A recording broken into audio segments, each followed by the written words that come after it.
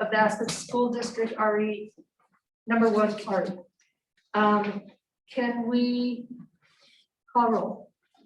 Sure. Katie Frisch, Here. Jonathan Nickel, Here. Susan Merle, Absent. Dwayne Romero, Here. Susie Zimmett. Here. Thank you. 4 to 5 report. And this, I'm going to remind us all of us, to be kind, myself included, to be kind, respectful, and compassionate. And I know we all try, and sometimes we just forget. Can I have a motion to adopt the agenda, please? So moved. Second. Okay. Katie Frisch, Aye. Jonathan Nickel, Aye. Dwayne Romero, Aye. and Susie Zimmett. Aye. Thank you. And do we have anybody signed up for public comment? No. Okay. Reports and comments, so we're up to 5. 5.1 bond update. That's going to be Damien. Damien, are you on the line? Did you see the email? Good evening. Can everybody hear me all right? Yeah, I think maybe a little higher volume. Higher volume? Yes, please. Yes. I'm going to turn my camera off. I'm actually in the car and I'll be able to stop momentarily, but Okay. I was expecting a public comment that would get me through and I lost on that. So I'm going to give the update and here we go without the camera. There we go. Let me see. Okay, good afternoon. My name is Damian Spar, Program Executive for SiteLogic, reporting on behalf of our team, including my partner and owner representation, Bob Daniel, as well as other members of the core project team, including Aspen School District administrators and the design collaboration of Cunningham and Gilbert Sanchez. Continued programming meetings have occurred in the major categories of projects, including deferred maintenance, net zero objectives and initiatives, safety and security, bus barn and site, new cottage, district offices, classroom and learning environments, district theater and performing arts, athletics and recreation, and housing acquisition and improvements. Work is continuing to validate budget targets to be discussed on June 11th. The core project team, the group driving the process, includes key administrators of Dr. Ball, Linda Warho, Adric Arndt, Jorge Calderon, Eliza Robinson, as well as Cunningham, led by Carrie Ellen Mock and Gilbert Sanchez. The core project team has also met with facilities group and housing subgroups since our last update. We also meet weekly and Bob Daniel and I continue to chair those meetings. We are getting our approval and guidance from the Financial Advisory Board, gotten that corrected since last update, through Linda Warho. They are our clearinghouse for actions and reporting, and we're following their guidelines with all of our actions. Currently, the following actions are occurring within the core project team, including those continued design programming meetings and really getting into some schematic designs with the design input groups for all areas of work. First, final recommendations from the pre-qualified design sub-consultants such as mechanical, electrical, plumbing engineers, civil engineers, roofing experts, theater consultants, etc., are being brought to the core project team tomorrow, I believe, in order for us to formulate our final recommendation for hiring either directly by the district or through the Cunningham Gilbert Sanchez collaboration. And that will be brought up through the Financial Advisory Board as well. The proposal for the existing housing inventory facilities condition assessment has been accepted and has been signed, and that process is just getting underway so that we're going to be able to get that assessment taken care of over the summer. Proposals for the construction of deferred maintenance projects are due this week from 3 pre-qualified general contractor / construction manager at risk Those firms will be sending in their proposals to us. I believe they're due tomorrow, and we will be able to review those quickly and intend to have some interviews potentially as early as Friday so that we can be prepared to validate a recommendation this coming week. There's continued work as well on housing opportunities for acquisition, as well as looking at other ways to boost the housing inventory, as well as the make repairs to the inventory that we have. So that's all going on and been occurring since our last update. Our core project team will be providing a plan to demonstrate the work and commitments that will be accomplished over the 2021 summer. And we're going to be doing that at the June 11th meeting. We will be airing that with the Financial Advisory Board through Linda Warho prior to that meeting as well. I appreciate your time and your patience with me as I drive and give an update. I think that's a first for me. I would be happy to take questions. Any questions? No? Great, awesome. Thank you very much. Thank you. Have a great evening. You too, safe driving. Thank you. Okay, 5.2. Dave, this is the CTE program and pathways at Aspen High School. Sure. Sherry, do you wanna, or Diane? I'm not quite sure who is gonna talk first, but we have some presentations. And do you want to introduce those, Sherry? Of course. We're happy to present our CTE programs to the board and sort of give an update as to where we are after we've really put a lot of effort into building these programs over the last couple of years. So the first thing we figured I could talk about this for like 4 hours, and since we don't have that much time, we're going to keep it to 15 minutes. So we thought we would let teachers present in this video. So I'm going to share my screen and hopefully this works. Okay, can you guys all see that? Yes. Yes. Yes. Okay, so I'm going to play just the first bit of it just to make sure you can hear it. Can you hear it too? Yes. Okay, great. I'm just going to show the video first and then kind of walk you through some additional information.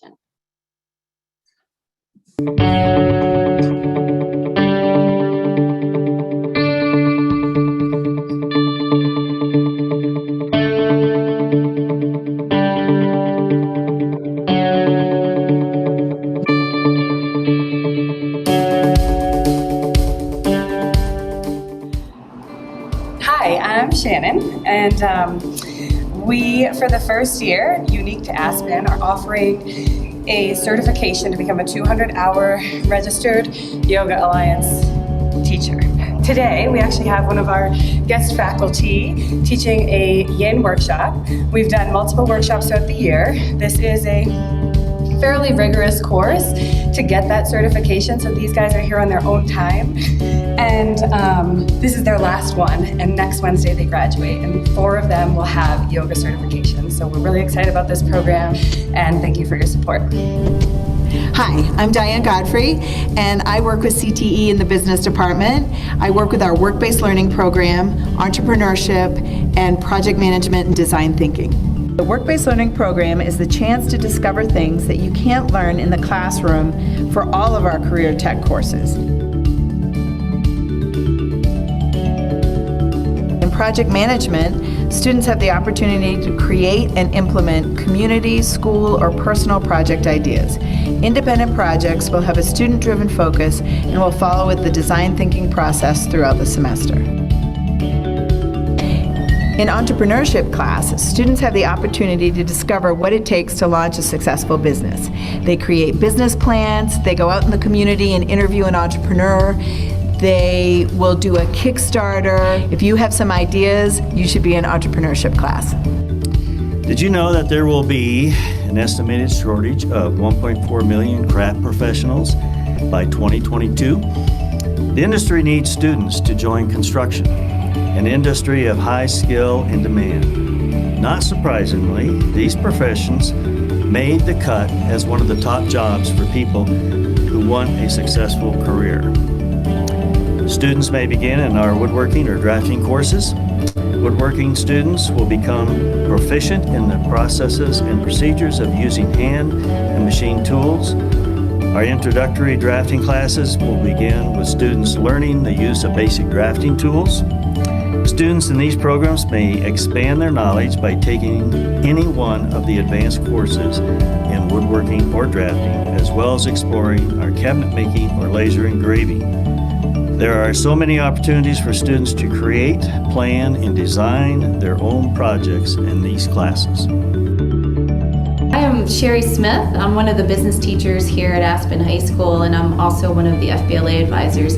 FBLA is Future Business Leaders of America. It's a CTSO organization, a career tech student organization. We have approximately 80 students that are part of FBLA, and the students that are in FBLA participate in competitions that are co-curricular, which means that they are able to take what they're learning in the classroom and compete outside of the classroom with some of the content that we're learning in the class. Our business courses are available for 9th through 12th graders. In 9th and 10th grade courses, we have introductory level classes you can take, intro to business, intro to personal finance, and then it goes all the way up to more college level classes where students can get college credit in the IB courses, IBSL business, IBHL business, and IB Con SL.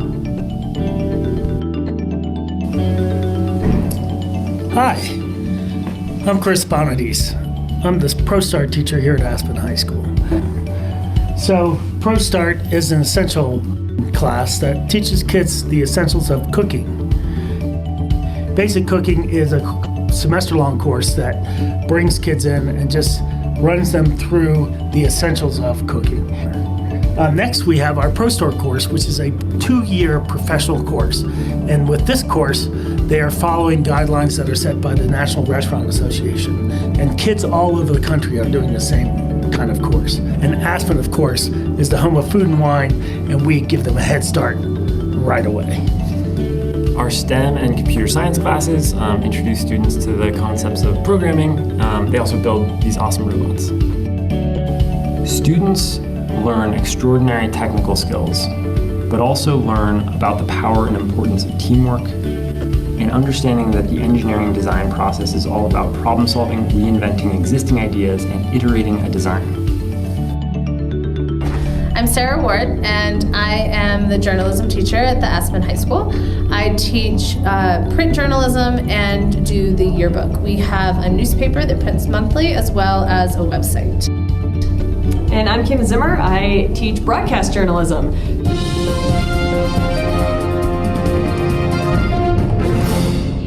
Which is a student broadcast we started last year. Hey skiers, welcome back to Skier TV this week. We hope you had a great spring break. My class focuses on Skier TV. Skills in my class just include videography, editing, being a reporter, being a news anchor, behind the scenes, and so we just have a lot of fun producing our weekly show. And we are an entirely student-run newspaper. That means students take on all the leadership roles, they put in all the work from brainstorming ideas to laying out the paper in InDesign. Journalism courses are open to all students that might be interested in writing, podcasting, broadcasting, layout, photography, advertising, marketing, and news. Hello, my name is Brent Mayola, and I teach Aspen Mountain Guide School. Aspen Mountain Guide School is part of a 2-year outdoor leadership track that students can participate in their junior and senior years. The goal of this pathway is to provide a quality outdoor education certification program, emphasizing the technical skills and certifications needed for a seamless transition to further education or employment in outdoor-related industries. At the end of the year, students can earn numerous certifications needed for employment in the Aspen Valley, such as Wilderness First Aid, Ski Instructor PSIA Level 1, and AMGA Rock Wall certification. AHS has been working with Colorado Mountain College, and it is our hope that we'll be able to offer not just 1, but potentially 4 to 5 CMC course credits for students. Hi, my name is Dan Pearl, and I want to tell you about Project Bike Tech, which is a really exciting course that we're hoping to offer next year. And it's basically auto shop for bikes. So we're helping kids learn the skills to become entry-level bike mechanics. But more than anything, it's a fun course. It provides authentic learning, and it helps kids see the value in their education. So here at Aspen High School, we offer graphic design and illustration, which is basically the Adobe Creative Suite. So the kids come in and they can learn Photoshop and Illustrator, and it gives them real-world applicable skills, which is very much the CTE theory, is that you give kids skills that they can take into the workforce. They can enter college or the workforce with those skills, which is really great. Welcome to our aviation program. As you can see, we've got not only cool technology, but cool opportunities for our students here, where they get real-world experience and can get ready for a future career in aviation right here at Aspen High School. Asher here is actually going to the Cadet Academy next year, where he's going to be getting all of his pilot's ratings and becoming an aviation professional, a flight instructor, in less than 2 years from now. So he's well on his way to earning his pilot certificate and continuing on in his awesome career. Thanks for your support, and our cool aviation program thanks you too.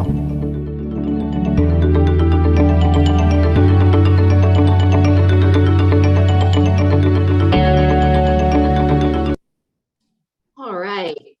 I wanted to start off with the video because I feel like that gives you sort of an idea of the teachers that are involved in our Career Tech program. And let me go ahead and share my screen now with the presentation. Here we go. Okay. So Career Tech Ed is not anything that's new. It's been around since the 1920s. And Aspen High School has been offering authentic learning opportunities for students since it's existed. But what we haven't really done is made a clear career tech program and defined what that was and aligned it with what the state has done. And that's what we've done over the last few years. We do have 11 credentialed teachers. So I want to point out that the teachers you saw in the video are all teachers that went out of their way. They put in lots of time and effort to get their credential added onto their teaching license, because you have to have a special credential first before you can put in for a pathway. They also took part in courses on their own time, an EDU 250 and an EDU 251 course that solidified their credential, and now it's on their license permanently. So these teachers got credentialed, and then that afforded us an opportunity to apply for a pathway, to get the pathway approved through the state of Colorado. So these are the 6 pathways that we have that are approved pathways. So our aviation, our business and computer science go together. So our IB, computer science and robotics kind of fall under business. Culinary, which is part of the hospitality, digital media and communications. A new pathway that just emerged this year, outdoor leadership, which is the Aspen Mountain Guide School paired with bike tech, and then our woodworking and construction pathway. Unfortunately, we don't have a pathway to apply for through our yoga program. We're sort of ahead of the state in that regard, but these are the programs that have been approved by the state of Colorado, and those 11 teachers have the credential to afford us that opportunity. So why is CTE important? Well, there are 7.5 million high school students that are enrolled in CTE programs nationally. According to most statistics, graduation rates will typically increase by 10% for all students with schools that have a strong CTE program. It's also studied that CTE students are more likely to not only go to college, but they're more likely to graduate in 4 years because they have a little bit more exposure to the variety of careers that they could choose from.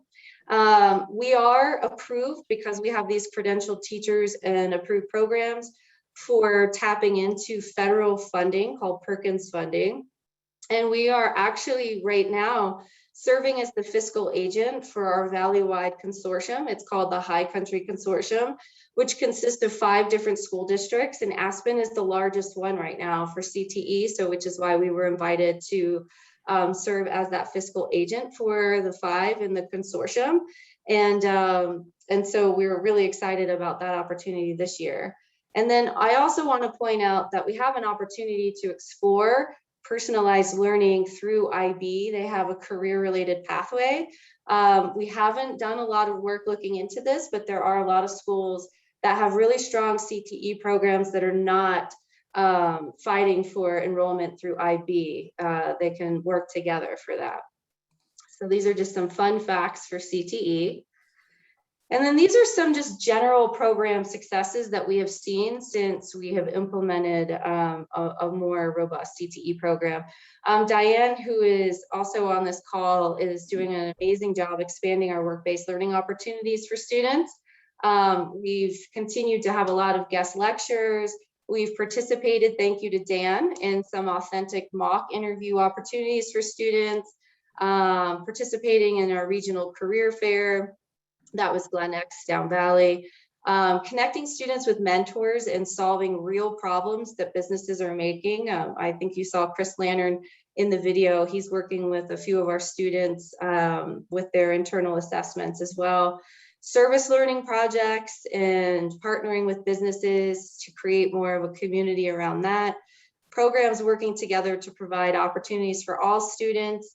We have had some of our programs that have applied and received some of this Perkins funding. Our journalism and broadcast programs over the last 2 years have received over $45,000 to upgrade their program. And this year we are including industry certification, recognition, and graduation. So students who are graduating with the Aspen Mountain Guide School or pilot's license, and they are ready for industry, they will receive a special recognition. It's a little Aspen A with CTE graduate on there. So we're excited for that as well. And again, Diane can talk a little bit about the work-based learning and the growth that we're having with this, but we're really trying to follow along with Colorado's work-based learning continuum. And I feel like Aspen School District as a whole does an excellent job in this first category of learning about work and career guidance, participating in career fairs, having guest speakers, doing industry tours. And we're really doing a lot now to transition into this learning through work and working toward more meaningful internships, project-based learning in our classes, providing opportunities for students to see the authentic connection to what they're doing in the classroom to industry outside of the classroom.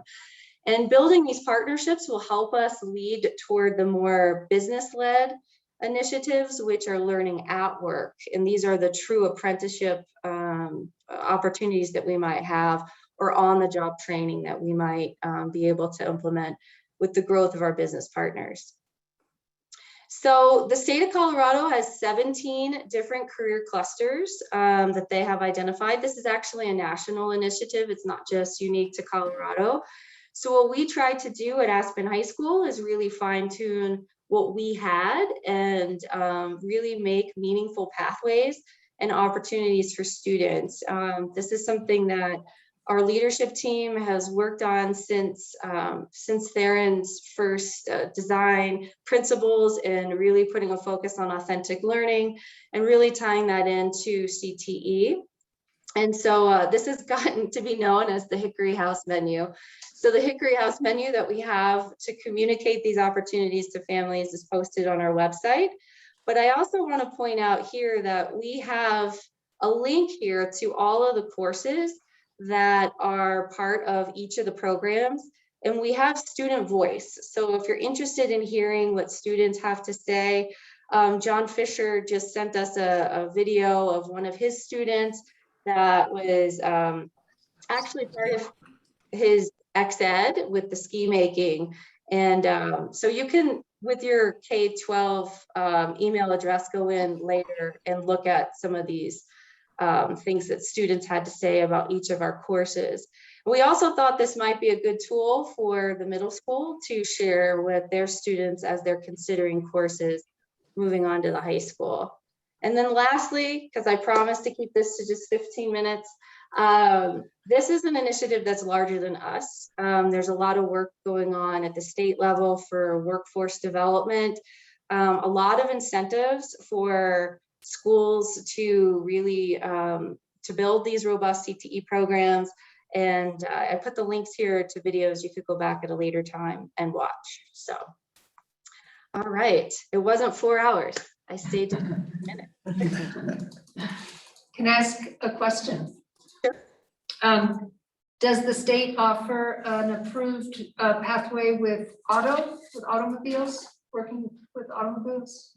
They do. The auto program is one of the more expensive programs to operate. And what we're seeing a lot happen across the state is through work-based learning and working with business partners to be able to do that, because that is an extremely expensive program to operate.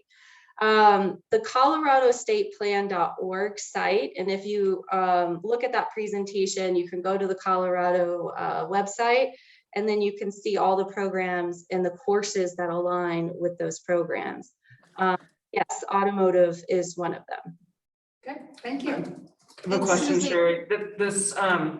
The fiscal agent for the consortium of, is there an ability to share coursework or course offerings between other members of the consortium? You know, for example, auto mechanics, if say they have it at Glenwood High School or something like that? Right, yes, there is. And actually we're working with Rifle. His name is Ryan Hudson, and he is the sort of the person that does what I do for Aspen in Rifle. And he is over their ag program, and he also oversees some of their automotive stuff. And they are working closely with CMC to try to, well, there's a couple of initiatives that are happening down Valley as well too, but they're working to really put that on to CMC because of the cost of the ag or the automotive program. So CMC is very involved in this as well too. And down Valley in the Rifle parachute area, Dave and I attended a meeting that was in Carbondale with some of the people that are heading this up through BOCES, and they are working to build an epic center down Valley for automotive and mostly construction. And so it's an initiative down Valley. Well, and can I add, if our students know about this, if there's a way for them to know about what other offerings are in other districts? Yeah, and we're working on that as well too. There are a few other things happening within the Valley, different programs that CMC is working on. Some of our students have sort of found their way. We have a senior graduating this year that found the EMT program on his own. So there are some opportunities for students to participate in some of these programs, but the problem for us is sort of logistics and transportation and getting kids to some of these options. For example, in Carbondale, they have a vet tech program, they have the EMT program, and those are some of the programs they offer, but it's hard to sort of schedule around, but we are working on that. And I've been talking to Sarah and Becky about how we call on Diane Godfrey. I know you were trying to comment. Thank you, Susie. I was just trying to add that, for instance, following up on both of your questions, last year we had a senior that graduated who worked at Aspen Automotive for his internship, which was really his area of interest, and he's gone on for post-secondary in at an automotive school. And so what we're really excited about is certainly these partnerships, but as Sherry stated, the logistics and the transportation are a huge issue.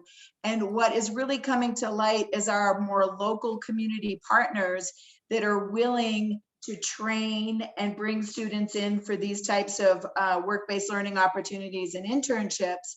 And I'm sure John Fisher feels the same way, as far as so many of the students that he works with go right out in our community here and are able to be employed or can consider, you know, further education with the skills that they're getting locally by working here. So we're really excited that the real enrichment opportunity for us is right here, and our businesses are jumping on board to support our students, whether it be in culinary, hospitality, automotive. We have a student that's working with the city of Aspen in their tech department and really working on hardware in the tech area and really being mentored along. So we're really finding some really great community partners while students are still able to go to Aspen High School and yet receive, real enrichment, authentic learning opportunities right here in our community.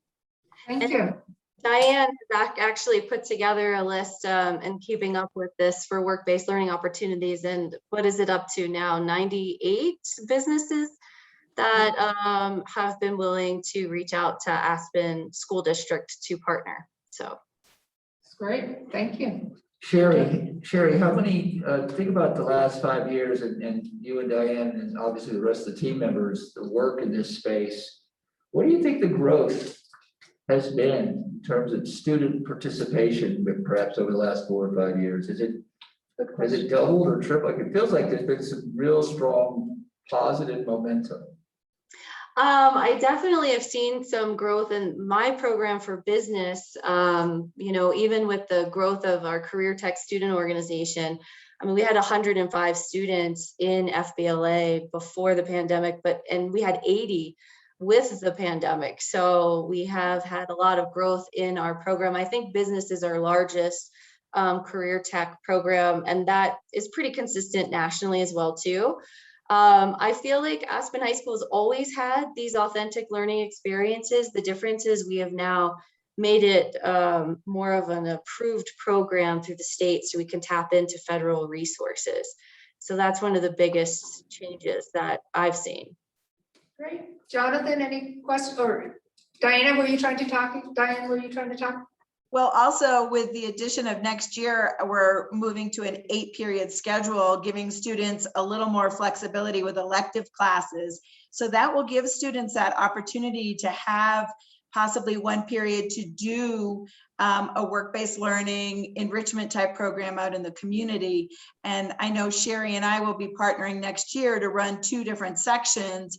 And some of these opportunities will be right here within the school, where we're looking for interns to run more and more of our operations here at the high school, or to reach down to the other schools, but also to go out in the community. And Sherry and I were so excited and I see Becky there, when Becky said, I think I can do 2 sections next year. And we have a lot of students that are interested, so that we can really, we haven't been able to go to the community and really promote that we can support this program. And we really feel like we're in a position now where we can start doing that and proactively go meet with ACRA and describe our program and the support we can give and what our community members can give as well. Great. Jonathan, any questions? Okay, great. I thank you all so much. That was awesome. Super great input. Thank you for the leadership too. I really appreciate the kids are benefited. Well done. Well done. Great. So we will move on to 5.3 AEA update. I will look to Dave to choose who we're going to next. I believe it's Stephanie Nixon. Is Stephanie on? She was, oh no, that was a video. Stephanie was joining via phone. If not, Marnie, are you on?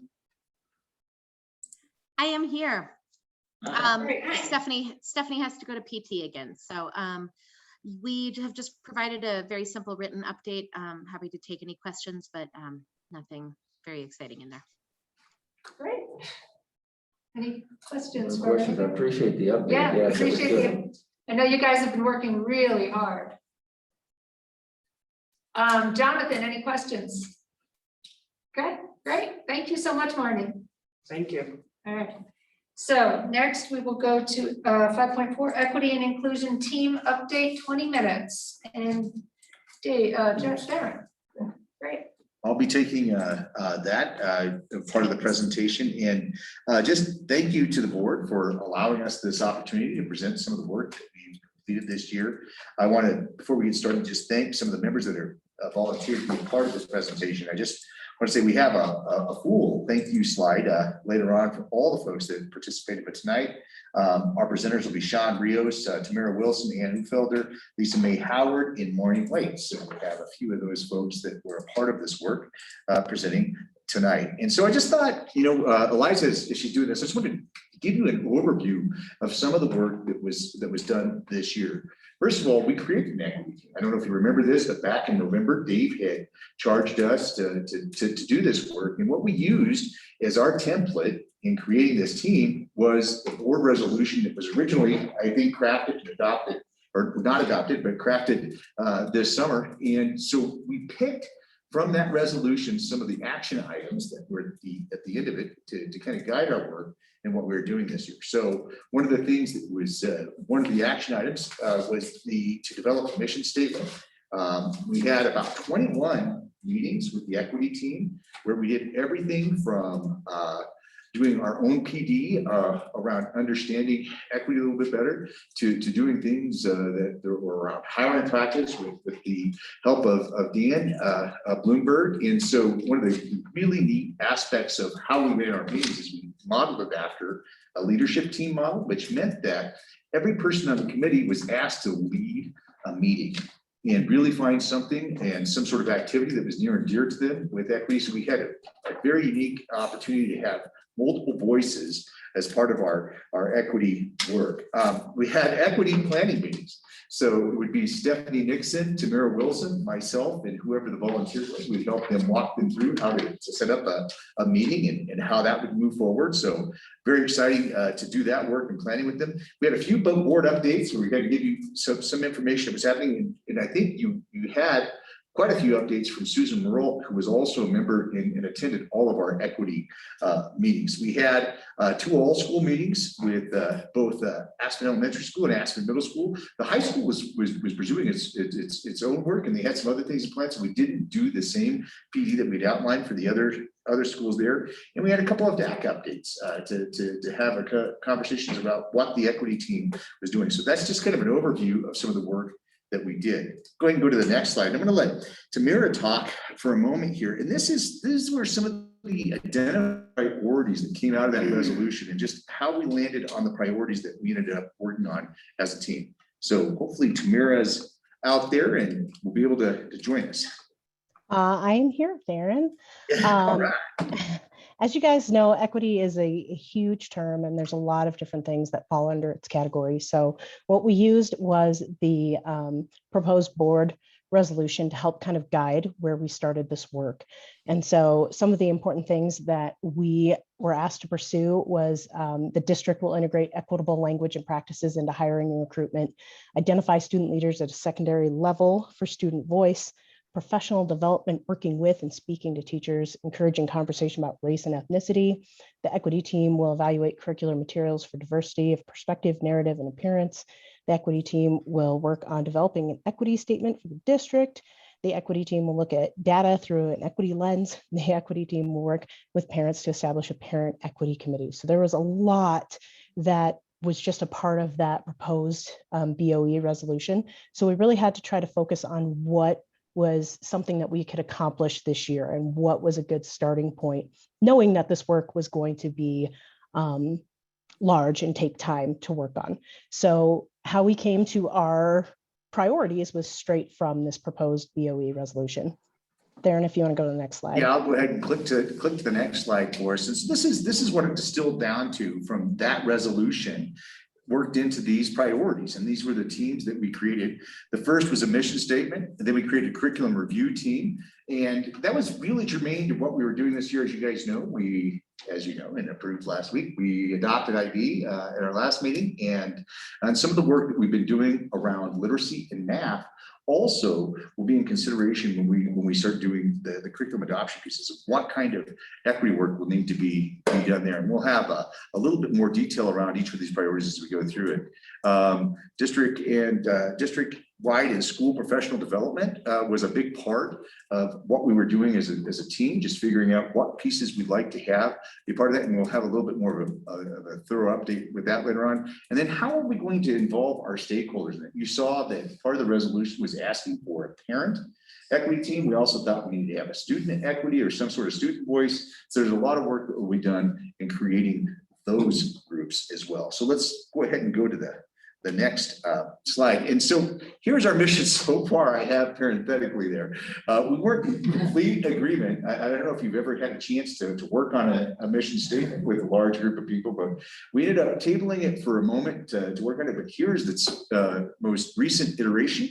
And hopefully we will, as a team, have that hammered out, if not at the end of this year, starting next year. So our mission was something that we spent some time on, and it was so great because it was a wonderful rounding activity of getting everybody aligned in what we wanted to pursue as a team. So let's go ahead and go to our first priority that we worked on. I think, who do I have talking about that? So can we go to the next slide, Eliza? So I think for our curriculum review team, I'm going to have Ann Uffelder review some of the work that we did there. Hi. Yeah, so we would like to review curriculum from the standpoint of equity using an equity rubric. And our review will include examining how the material reflects diversity of culture, ethnicity, race, languages, and traditions. Another area to look at could be, and it's more extensive than the few points that I'm mentioning here, how the material contextualizes students' lives and experiences and their cultural and linguistic backgrounds. We also would like to look at how the material engages students in a critical reflection of their own lives and our societies. And additionally, an examination of equity would be included in IB, PYP, and MYP unit planning. And then finally, we would like to consider third-party evaluation of curriculum from an equity perspective. And I'll pass it on to, I think, Sean. And I'll pass it on to Lisa May for a moment for this slide. for our PD plan. Yeah, talk about everybody. Just going to talk about the work so far that we've done, the PD. So some of what we've done so far with in terms of professional development is really looking at the professional development that we need here at the Aspen School District, and working on prioritizing those steps. We had the good fortune to meet with a friend of Becky Oliver's, a former professor of hers, about the Intercultural Developmental Inventory, which is an inventory that once you take it, you are then given a plan to help you really look at your cultural flexibility. And again, after you have taken the assessment, you have a plan to help you really look at how you can increase that intercultural communications ability. At the elementary school and at the middle school, we read and discussed The Denial is the Heartbeat of America. And so we had the opportunity to open the door in terms of discussion of equity with our staff. I will now pass the baton to Sean. Yes, exactly. So this is our plan at this point. Will you move to the next slide, please? Is that Eliza? Thank you. So our diversity, equity, and inclusion professional development plan is this. We'll start in August with a full day training led by a third party. And also everybody would be doing the intercultural development inventory that Lisa May mentioned. So it's an inventory to get an idea, as she said, of our cultural competence, and then also meet with a consultant after that. And then also we would have monthly 1.5 hour DEI trainings by a third-party trainer for all staff, administrators, and board members. And then bi-monthly professional learning communities. So the thinking behind that is that everybody would have their own group that they stay in throughout the year to build trust and create an opportunity to process this information together. And also staff meetings would regularly include equity activities that are modeled for teachers that then they can take to their students to work on equity issues in the classroom. This plan also includes funds for students and staff to attend DEI summits and trainings, and then also providing equity book studies. Those would be optional. So the first 4 bulleted points would be required for everyone. And then the summits, trainings, and book studies would be optional. And then also we've talked about creating a safe place for people to process this information just when they have equity questions. And so determining certain staff members who are comfortable with that, and you could go to them and ask them questions. We also propose hiring a DEI coordinator, and something that we didn't get to yet and plan to get to is reviewing all our hiring practices through an equity lens. And then the next piece of this is stakeholders. Who was on the stakeholders subcommittee? That's Marty and Spear. Yeah, go ahead, Marty. Hi, everybody. Again, so we really worked on the stakeholders committee to kind of figure out kind of what it is that we don't know that we don't know. So when we're trying to figure out who needs more equity focus, we weren't really sure what groups we needed to reach in our community. I'm sorry, my daughter is singing in the background. I apologize if you can hear her. So we're talking about a variety of community groups that we would like to continue to reach out to when we're gathering data, how we change our methods with thought exchange, staff surveys, which we know get sometimes don't get the best participation or provide us the most accurate data. Additional things include the Latinx night that was held by Aspen Family Connections, and we continue to work on identifying additional stakeholders and stakeholder groups.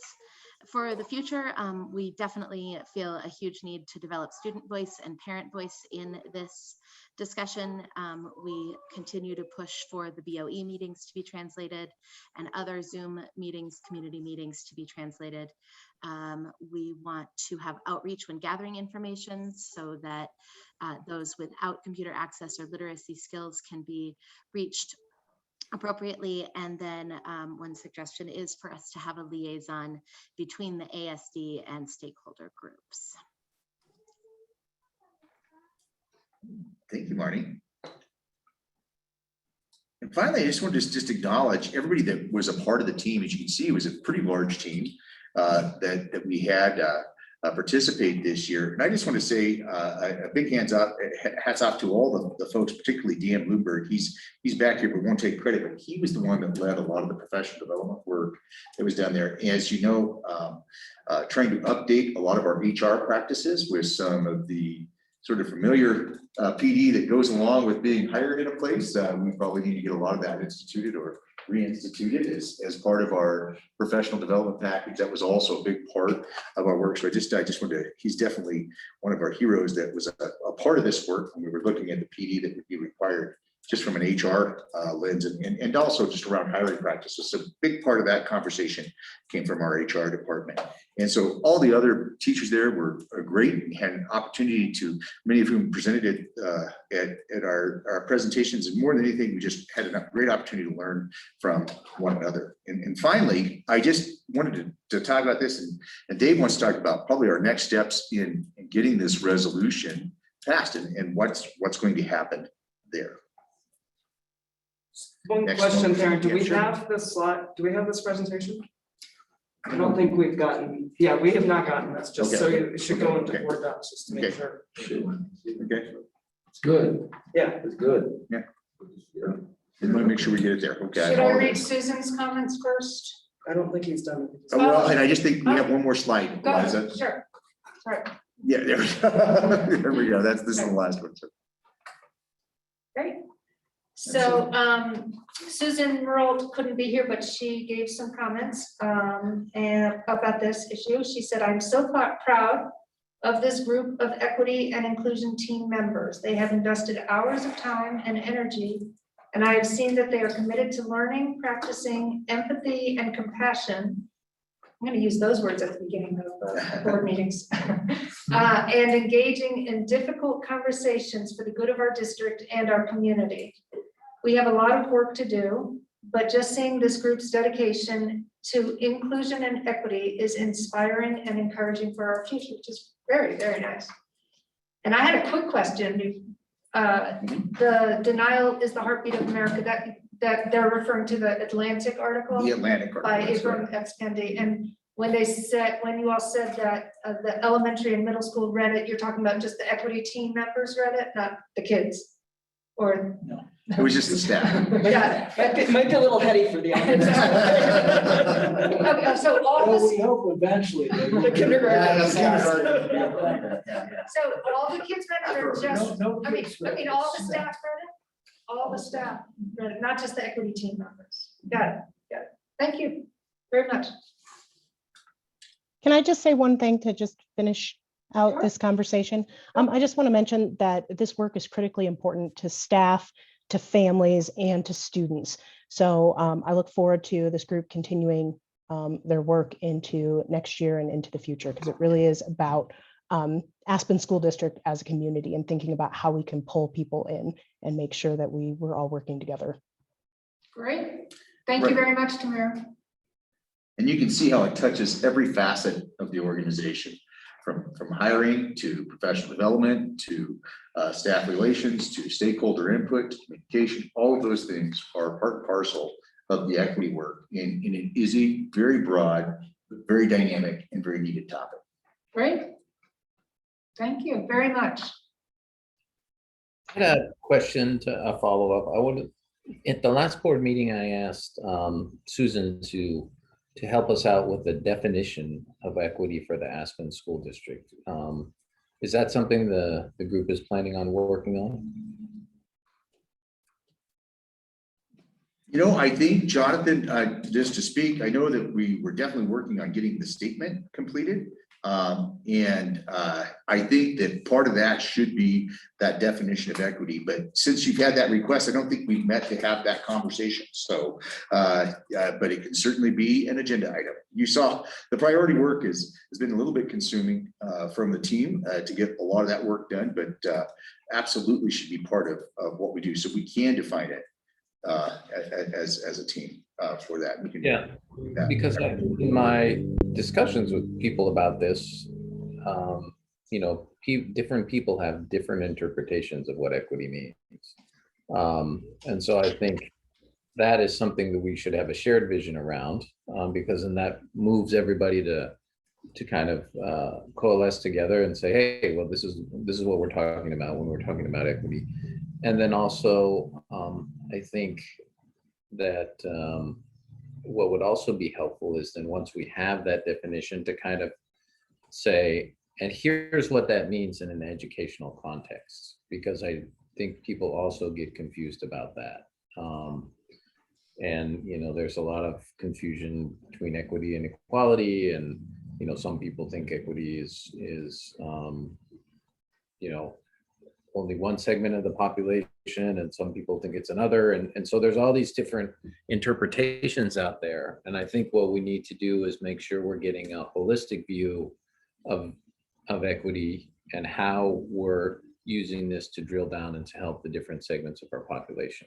So, and I think that will be something very helpful to rally the community around this, because it's important, you know, Tamara said it's important for the students, the staff, and the parents, but it's important for everybody, and it's important for the district as a whole. So I think if we can use some of these communication tools to help us better have everybody informed about this and understand it clearly, and it'll start conversations that will, you know, really, I think, help the team improve their progress a lot faster. Because when they're, as we've seen as kind of a takeaway from IB in the past, when there wasn't good communication and good discussion, it really impeded progress in terms of being able to move forward.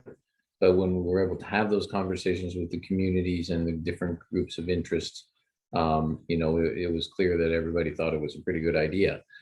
So I think the same thing will happen here, but I think we need to go through that step, because I think there's a lot of people that have misconceptions, feel threatened by it. You know, it's just, there are different things around that. So if we don't go through that kind of learning process together as a community, we'll end up taking a lot longer to accomplish what we want to do. Thank you. Dave? Sure. Thanks, Jonathan, for bringing that up. And we referenced this in the last slide. And when we get to the superintendent's report, there's going to be a reference to a gentleman named Bill de la Cruz, who is a Coloradoan, and he has done a lot of work around equity and in the educational space. He's a former school board member. He's done a lot of work in DPS, and we're going to do some work with the board and Bill, and we're going to extend his engagement with the district to offer it to the equity team as a resource, as well as some of that professional development that the equity team is requesting and trying to carve out as we're building the professional development schedule next year. We're hoping to have Bill do some work with the faculty, and as well as you saw the bullet around student engagement. We're hoping to get student voice to the table in this conversation, and Bill has done a lot of work with that. So I've had several conversations with Bill. He's talked with Susie, and we're really hoping to engage with him moving forward in a really meaningful way to help guide and inform these conversations. So I think that's really a point well taken. In the same way, we walked the IB conversation forward. This level, we had Robert, what was Robert's last name there? Kelty. Robert Kelty helping coach and guide us. We think it would be helpful to have a professional in this realm helping coach and guide us. Because it's a new conversation for a lot of school districts, a lot of administrators, and a lot of teachers. And we think that Bill will be a fantastic resource moving forward for the district. In the same way, Robert Kelty helped us walk through the IB process. Great. Yeah, and to just maybe use another example, I think in the math discussion, there was when we went through with the new programs, the teachers and the recommendation was one that was based on improving equity. But we didn't do a good job of communicating that and helping the community understand that that was what was happening, and then therefore it would be better for everybody if we went in a certain way, and that it would kind of raise the entire bar for everyone. We weren't able to convince everybody in all of our groups of interest that was really what was happening, and so we kind of ended up kind of with a start stop for quite a while. So I think these communication things and these definitions and clarity around these things are really, really important, because I mean, there we have two examples of one in a case about curriculum, and then another in a case where we're really trying to move equity forward, and due to lack of communication and shared vision, we ended up, stubbing our toes. I'll just put it that way, and not having a smooth process that everybody was bought into. So, I think it's really critical that we get this right this time.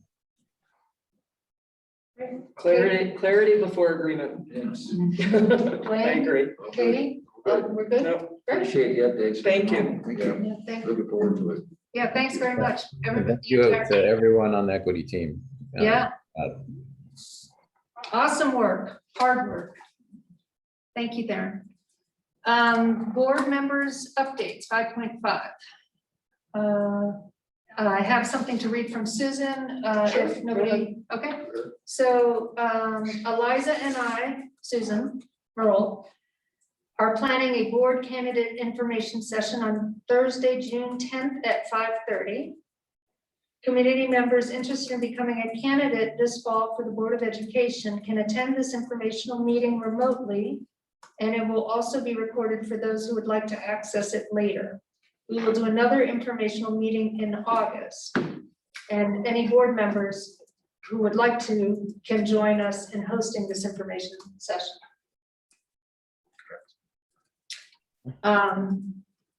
And I think we're ready for 5.6. Jonathan, no. I just wanted to, I think, point out that we did have the follow-up FAB meeting.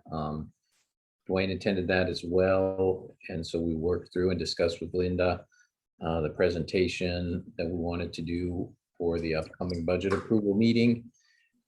So we're going to get into some more detail for that kind of discussion, but we've closed loop on that with Dwayne and with Linda. So that's moving forward. And then there is going to be an informational session on the budget. I don't have the date for that. Eliza, do you know by chance when that got set up? Yep, that's going to be next Tuesday evening at 5:30, the 8th of June. Okay, so I want to encourage anybody who's interested in in diving into any detail that is in the budget, to please attend that information session. Linda will be there with her full report and willing and able to answer any questions, hopefully, that anybody could have about the budget. So we wanted to complement that, and that was actually a great idea from Dave, as part of the process of sharing the budget information with everybody in the community. And so that was the only thing I wanted to point out. And then also, thank the FAB for all their hard work this year. We have some volunteer community members who are on it as well, who have really done a great job in helping us guide that forward. So it's great to have it back and functioning again. And so we're excited about that as we move forward. Katie and I met obviously with the facilities advisory group, somewhat mentioned and referred to by Damien and others. Lots of progress there. And then Jonathan and I met with the sub-housing advisory group on some progress of some additional housing candidates that district leadership, together with our owners reps, are doing a good job of marshaling and hopefully capturing here in the short run. So lots of progress on that. That's all obviously part and parcel to the bond and implementing the bond's intended purposes. And it reminds me though, Katie's continues to say it has a good message around making sure all of that work ties back to a yet to be fully fleshed out strategic plan. So every meeting we are definitely continuing. We got to eventually get to that spot as well. That is to do that work. Superintendent update. Mr. Romero. Mr. Romero. I love Good segue. it. That's exactly right. That's it. And Katie? Yeah, the only thing I have that besides the FAP and that, and I'm gonna let Dan talk about it later. I think it comes up in the superintendent update, is we've been working on the elementary school principal search, and I will let him, since I'm not sure what's public and what's not, I will let him give the update on that one. That's about it. I think that's enough for, it feels like it's been a week. Yes. And I just want to, as we're thinking, at the end of this year, as we're thanking people, I would like to thank groups of all the teachers and staff and administration and the DAC and the FAB, as we've already talked about, and Snowmass Town Council and APEF. And I just want to, anybody I've left out, AEF, definitely. And I just want to thank everybody involved in this, running this awesome institution that we're running. And then I think we can move on to, and the board's great. That's great. We're a thankless job, so don't thank us. And now we will move to 5.6, superintendent update. And Eliza, we're gonna let you drive that one too. So I do, before we jump off this slide, just want to underscore what Board President Zimmett said. It's been an incredible year to get here. There's just an incredible amount of people to thank for a lot of really hard work. We still have a lot of plates spinning. The board meeting on 6/11 will be very important to kind of put a ribbon on just an incredible amount of work that has been occurring. We're going to talk a little bit about some of it as we're moving forward. So, Liza, next slide. Just for the community's update, we are as a district becoming a no place for hate district. In conversations with the principals, Chris, Dr. Mader, and Sarah Strasburger, we have embraced and applied for becoming a no place for hate school district next year. And we will be working with the Anti-Defamation League, the Rocky Mountain chapter, on becoming a district-wide no place for hate. So that's kind of an exciting step, and kind of will fold in eventually under sort of the equity and inclusion work that the district is doing. So it kind of lines up with that.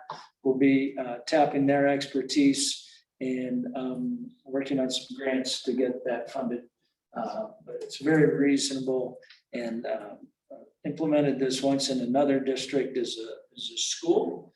And it's just a phenomenal training for kids. It helps capture student voice in working and leading that work. So that'll be an exciting part of the many things that we're doing next year. We talked briefly about working with Bill de la Cruz.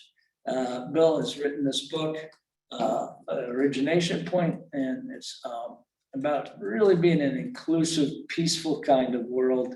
He's just really a super calm and focused leader, a thought leader in this work. Next slide, Eliza. No, that's not the next slide. That's the last slide. But that would have been a really short superintendent, which would have been great. But like Bill's focus is really on belonging and inclusion, and he argues that you should feel safe and belonging without having to give up who you are fundamentally as a person. So certainly not going to read all this to you, but it is in board docs. Now, we have been talking a lot about vision for the district.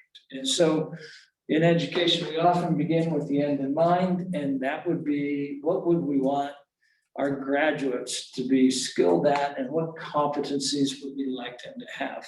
So we did do a thought exchange around this concept, and we had 228 participants who shared 242 thoughts, and we had quite a few ratings, and I forgot my good glasses on that, so I came quite 3,100 plus ratings. 3,140.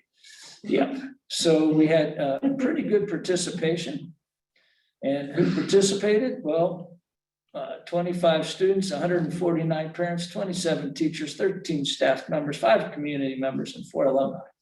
Obviously, we would have liked to have had more participation, but we think that this was a pretty good number, you know, and it sure beats having to do chart paper and blue dots, which we've all done that till the cows come home, and we never want to do that again if we don't have to. I hate the blue dot thought exchange. So anyway, and we also thought it was important to see that, you know, the vast majority of people who participated have been here for 11 or more years. So, you know, you're familiar with word clouds. These are the top words that emerge: thinking, problem solving, critical thinking, kids, writing, management. You know, you can see the bigger the word, the more times they turn up. Not going to read all this, but the thoughts, the key thoughts, the top rated thoughts were the ability to communicate clearly, solve problems, think critically, lead others, give back to the community, academic skills, and global knowledge, which fortunately aligns with the IB work that we're embracing. And I think, you know, as we talk about curricula, IB is really just a phenomenal framework for where we want our graduates to get to. Again, independent and critical problem solving turned up. And again, students should be able to critical, analytical, and problem solvers. So you're starting to see themes emerging in the top thoughts. These were the artificial intelligence that generated some themes for us. These were the top thoughts around critical thinking. Again, won't read this to everyone. Around problem solving, these were the top 3 thoughts there. And communication skills. So we have really 3 strands kind of interwoven, working their way through here. One of the neat things is it gives us an analysis of differences. You know, there was some real interest in how to take exams, and then there was some real, you know, kind of, nah, that's not what we want our kids to do. So Dave, could you, I tried to understand what this slide was showing, and I kind of punted on it. What the side A, side B comment, could you sort of explain that a little in the bubble over in the right? Yeah, so there were 39 thoughts around how to take exams or thinking about that. And then on the right, there's people who did not consider those. These are the ratings of the thoughts. So people thought how to take exams is really important. It is something of a skill. And you can train for it. It's like a marathon. You can get better at taking exams. Some people don't think that that was real important. Same with international mindedness. So that was how it was broken out, as I understand this. So just to make sure I understand here, so that how to take exams, the people who thought it was important gave it a 4.8 out of 5, and the people who didn't, which were 11 people, gave it a 1.3. Is that? That's my understanding of how this breaks out. Okay, but then side B, no thoughts, that just means that the people who didn't think it was important didn't make a comment about that? Is that? Is that I think right? that's right. I don't think they I just rated it as not that important. Without having an actual Yeah. bullet point about it. Jonathan, are you speaking? No, I was saying, yeah, I think I agree Okay. with that. I think that's- Sorry, I That works. was. My arms I am up. meeting with the thought exchange people next week, and I am making sure that is the correct interpretation, but that's been my understanding of this. All right, thank you. Okay, Liza? Again, communication skills, some people thought they're pretty important, and they just kind of parse it out. When you have high common, so again, side B, there weren't any thoughts in it.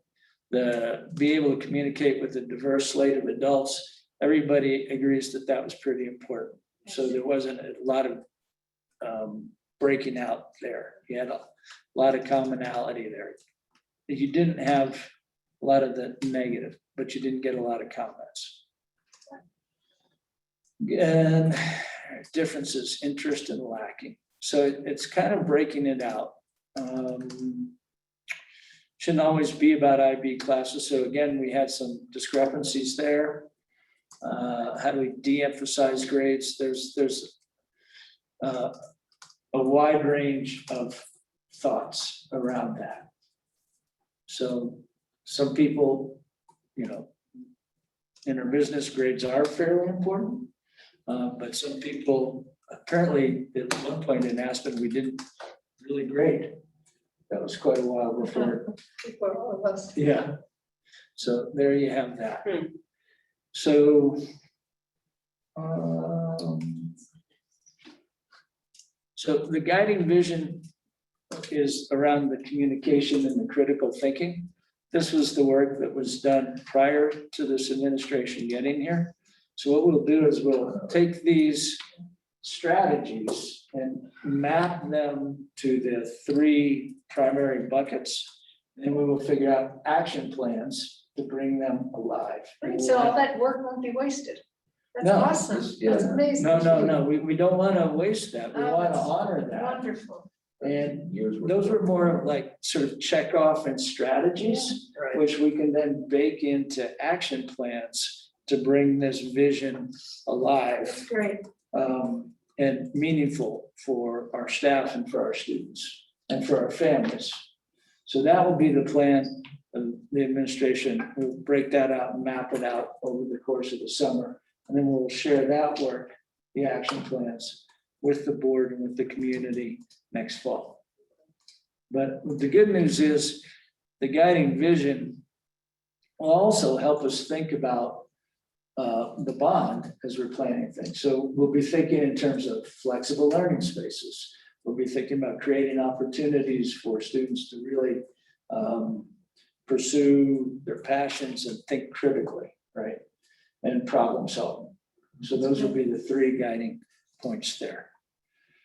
So that's kind of the vision exchange that we ran. I did note at our last board meeting that from a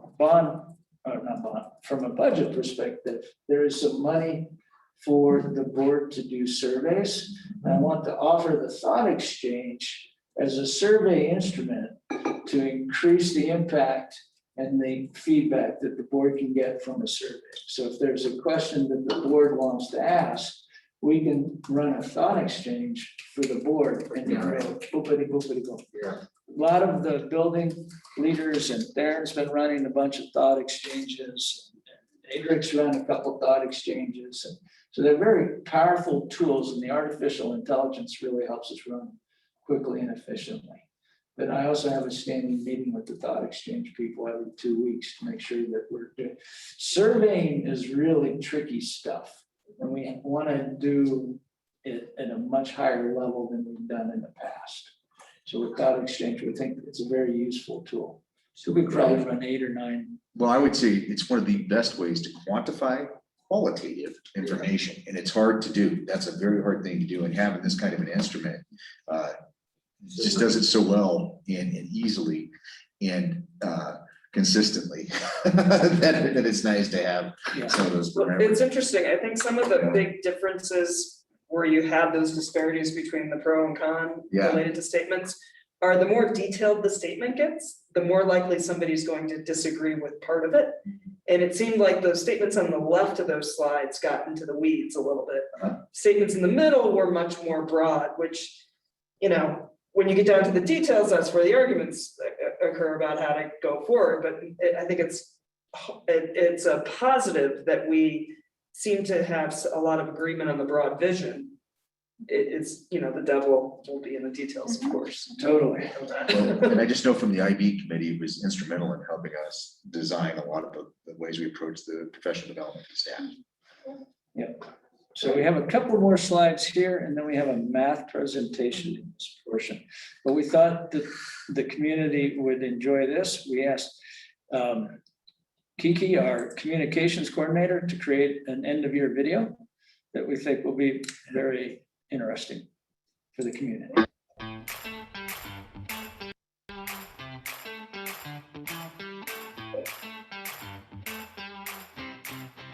5, 4, 3, 2, 1. My teachers have all worked really hard.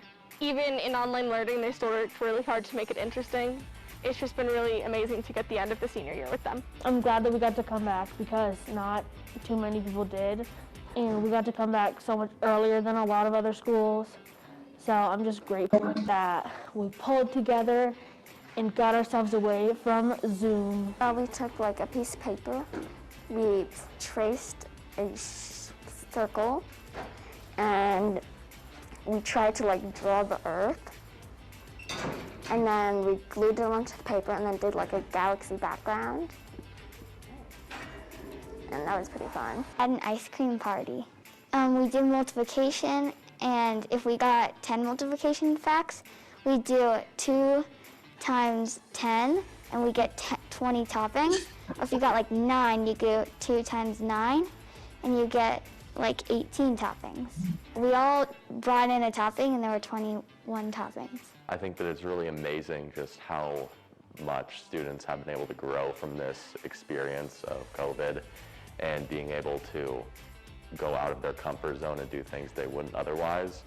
So I think for a lot of students, this is a big growth opportunity. I learned a lot of multiplication and math and some like fractions. It's kind of weird, but I love the STAR math assessment because I think it's just some new things that I haven't learned yet, and I love exploring and finding new things. I love reading. Everything I do is just a graph, and I can't wait to be in middle school. And I'll be next year. Bye. And make sure you follow me on Instagram, Twitter, Facebook, and I don't really do it simple, and just click the description below.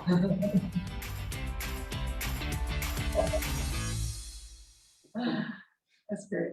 That's great. Little fun end of year thing that we wanted to get out there because the end of year will be here very quickly. So we are going to ask Mr. Blumberg to provide us with an update in the next slide. Yep, that's just the next slide. So if you just want to provide an update. All right. It just says. Mr. Bloomberg. Okay. Oh, we do also want to welcome Amy Kay. Oh, yeah. Day one, and it started at 7 a.m. for Amy, and she is carrying on strong. Of course, great, welcome. Welcome. Yes, welcome. Thank you. Sure. That's a great segue actually into the first search I'm going to talk about, the assistant principal for Aspen Middle School. Many thanks to Amy, actually, is bringing finalists to campus tomorrow, I believe. Good slate of candidates there. Hopefully we'll have some more formal news there in short order. The other two searches that I've kind of been briefing the community on, the principal for Aspen Elementary School will also be bringing finalists to campus this upcoming Monday, June the 7th. I think that was what Katie was alluding to a bit earlier. We do have two very strong finalists, perform well in the interviews. I'm really looking forward to getting them an opportunity to meet the staff, the students, and anybody else who's interested. We haven't done a formal announcement to campus yet. We sort of just finalized this this morning after a late interview. But we'll be putting itineraries together and mechanisms for stakeholders to provide feedback and that sort of thing like we have in the past here in short order. And then lastly, I'm pleased to be able to announce that we have made an offer to our next Director of Human Resources. She had hoped to be here, but had a time crunch commitment, so unfortunately had to drop off the call a bit early, but her name is Amy Littlejohn. She is currently the HR director at the Roaring Fork School District down the road, has been in K-12 in the HR space for quite some time, actually started an HR department in K-12 in California before relocating to Colorado. Her and her family live down in Glenwood, but will be migrating up to the Aspen area around 7/1 to take this role on. And she had also asked me to pass on her sincere appreciation to the campus community, the administration, and the board for this opportunity, and that she's very much looking forward to getting started. So, those are the updates. Yeah.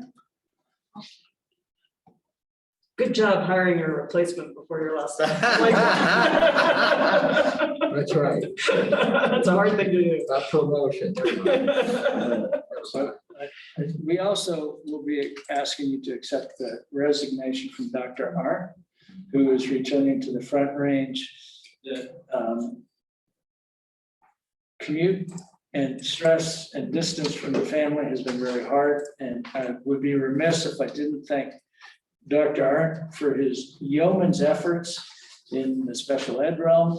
I mean, he's been watching the town hall meetings for the Ascent program and just brought an incredible level of expertise and insights. A lot of grant writing as well. And I know I have turned to him a number of times, like, Adrian, what's the deal with this? And he's, well, in Colorado statute, and he's just been able to guide us and direct us and get us, between the rails, as it were, between the guardrails in special education land.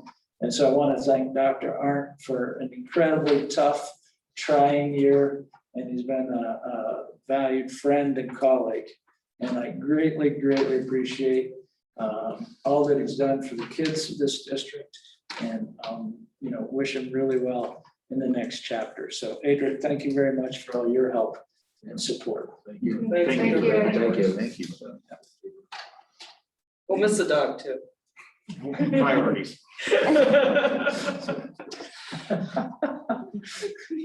And are you done? So we do have that does remind me, we have a math presentation, and I'm gonna let Mr. Mulberry. Thank you. Narrate that one, and hopefully Elijah can drive that. Well, first of all, a big thank you to the Aspen Middle School math team for really putting in the time to get this done. We had to figure out mixtures of after school time, sub days, and everything to get through a lot of the work we wanted to present to you tonight. I think we have a pretty strong plan going into next year, and I really feel like what has happened with our team is definitely aligned priorities wise. We had not only the participation of the middle school math team, but we had Miss Nitty come up from the elementary school, and we had Miss Noonan coming down from the high school to help us with some of those transition conversations. And please understand, this is all preliminary. We have a lot more work to do and miles to go before we sleep, but we're very excited about the work that's been done so far. So if we can just go to the very first thing about our agenda tonight, I just want you guys to see what some of the work that we're going to do. So we're going to talk about the supplemental 7th grade math class and how we made our decisions for moving students into 8th grade algebra, how we're going to do math acceleration to higher grade levels and see exactly how that's going to do it and have a consistent process for that. Go ahead and show again. I think the board has seen this before, but the district math pathway snapshot and how that will work is that it's pretty linear. And one of the things that won't change a lot. What we're going to do for IB and illustrative math, which are going to be the 2 resources that we use in developing articulated, not only vertically, but horizontally articulated work in those grade levels. And then finally, just moving to 8th grade algebra. What's our plan in getting to 8th grade algebra? So those are some of the things that we're going to be discussing tonight. Very first slide is just about a supplemental math class. And who better to talk about our supplemental math class than Cassie Carlson, who is our instructor for that course. Cassie, are you there? Yes. Hi, can you guys hear me? She's trying to tell us. Cassie, are you? Can you hear me? Are you on mute, Cassie? I can hear Cassie. I can hear her, but it's very faint. Yeah. Cassie, can you try again? Let me move closer. There you go. Can you hear me? Yes. Yes. Now we can. Okay. Sorry, my computer died, but you guys have got a glimpse of the supplementary math classroom that we've used this year. So this is an optional math course. It was really great because it was open to all 7th graders. So any kids that really want that opportunity to potentially take algebra in 8th grade. It was before school, so we called it period 0. And this year it was mainly all remote until we were able to get a bus route going in April. And we just covered standards in 8th grade that are the ones that would be missed if you skipped 8th grade math, which becomes problematic in future math courses. And then we spent a little bit of time on just some of the major math standards that we could also practice a little bit more. So these kids were taking 7th grade math and 8th grade math. And so at the end of the year, we have an algebra ready assessment. And if they meet that assessment criteria, they'll be placed in algebra next year. So that's that class and hoping to continue that next year. And I've already heard from a lot of our 6th graders that are really interested in taking it. So it's really inspiring to see a group of kids that want to take an extra math class. So that's fun. So there's that. And then do you want me to talk through the next slide? Yeah, go ahead and talk about our math acceleration as well. So that's the next slide.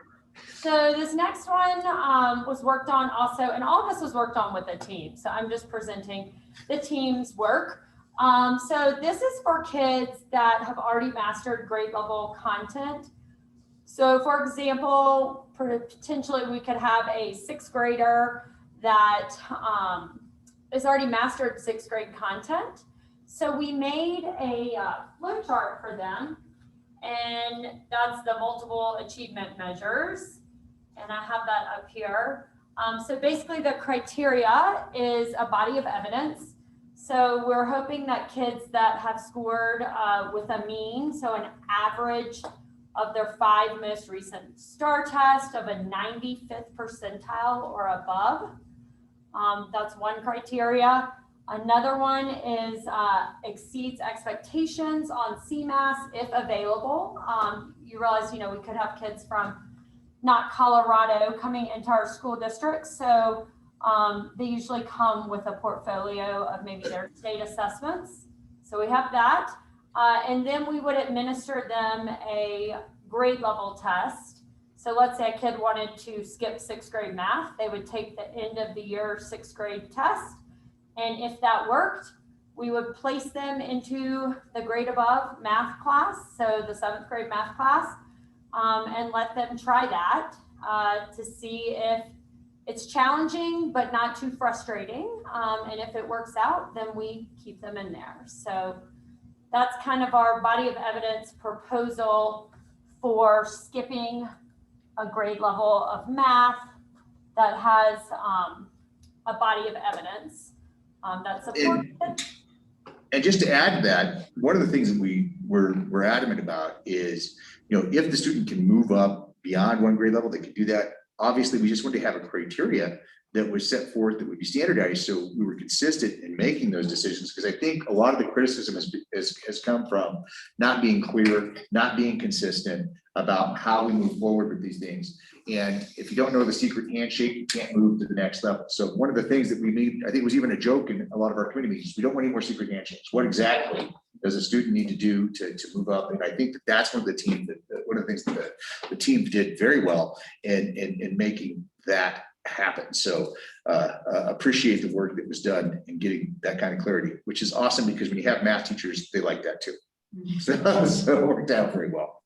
Okay, and so that's math acceleration. And then Can I ask just Sure, one go ahead. quick Sure, of question course. about it? And for the acceleration, if you have a 6th grade student, for example, moving into the 7th grade math, will they be offered that 0 hour so they can go into algebra in 8th grade? Sure. Typically, okay. And there's no scheduling conflict if a 6th grader is taking 7th grade? Well, that'll be up to Amy and how she designs that master schedule. So. And then my other question is around your comment about sort of the secret sauce, not really knowing. Is there a process that's being developed for evaluation coming into 5th grade, or when kids come into school for the first time from out of district, such that historically it's been kind of it's taken a couple of months to get kids in the right math class. So I'm just hopeful that we'll get a little bit better at that evaluation and working with the elementary school. And I think recommendations. when we finish the presentation, and we have Sarah after, who is going to talk about this, one of the key components of the math group was an agreement on a math curriculum around illustrative 5 through 8. And I think what they'll do is create an assessment bank that's going to be very easy for all of us to be aligned. I think a lot of the confusion that arose before is just not having an agreed upon standard in which we were operating. And so I think that is going to be, and I think Sarah, I'm going to let her, she's a lot better at talking about this than I am, because she's actually piloted. How many years now, Sarah, have you piloted illustrative math? 2 years. So Sarah, why don't you take over, because you're going to talk about IB. I kind of got out of order there. IB is our next conversation. Then we're going to talk about illustrative, but go ahead, Sarah, take it over and give some of that background. Great. Thanks, Theron. And you all are familiar that your last board meeting, you unanimously voted in IB MYP, the middle years program. And I am so excited that this is the direction that we're going. And I don't have too much to say about it because it's all new and we haven't done the work yet. So this slide is more about, this is the work that we are about to do coming up, transitioning to an IB district to an MYP program. But there is information, if you have access to the slideshow, the upper, the top title is a link to a math brief from IB. But the thing that we noticed as a math team with the MYP mathematics, what it's stated, they have something that they call, assessment criteria. Their assessment criteria is really similar to the Common Core 8 mathematical practices. So it fits in well with what we're already doing, but it will push us to the next level because we're going to be thinking about how we do that throughout the school, like you said, Theron, both horizontally and vertically, and throughout the district. You can go on to the next slide. So illustrative math curriculum is a curriculum that I know Kristen Zadro is on this call right now too. We're both 6th grade teachers and we piloted it starting last school year and really had some success, liked the program, and ended up moving to both 5th and 6th grade using it this year. Had more success, really liked it, and we will be moving to 5, 8, and Theron is algebra. And that's correct. So the algebra at the high school will also be taught in the illustrative format. So it's. And it's moving so, up. yeah, and that really bridges that gap that has been that transition time that's been a problem. So using that same curriculum, 5th grade through algebra. And the reasons why we picked illustrative math were a variety. We had tried out a lot of the other curriculum resources there. And illustrative math is one of the highest rated programs. It's gotten a perfect score on Ed Reports. And the scores are based on focus, coherence, rigor, mathematical practice, and usability. And it's one of the very few programs that has received that score on Ed Reports. So that was initially one of the reasons why we were piloting it. Some of the other reasons why we're piloting it, I think you're familiar with the conversation that keeps on coming up with having that continuity through grade levels, having it clear what curriculum is being taught, having those benchmarks of what are the assessments and standards that are being addressed in each grade level. And this illustrative math, by using this curriculum, sorry, my husband is unlocking the door and coming in, that's all that noise back there. And so by using this curriculum, it really puts us all on the same page of having the same benchmark. So there's no question about, you know, whose class you are, you're still having to meet those same standards, those same benchmarks. Illustrative Math is a nonprofit, and it was started at a university and funded through different people. And then it went off from that and it got partners. And so there's for-profit companies that provide the illustrative math curriculum. And there's 4 companies that do that. Learn Zillion is one of them. We used Learn Zillion this year as our platform for illustrative math. And the reason why we chose Learn Zillion is because they were the only one that we could get the K-5 curriculum, and we needed that 5th grade curriculum for this year. So we took the Learn Zillion platform and did the illustrative math.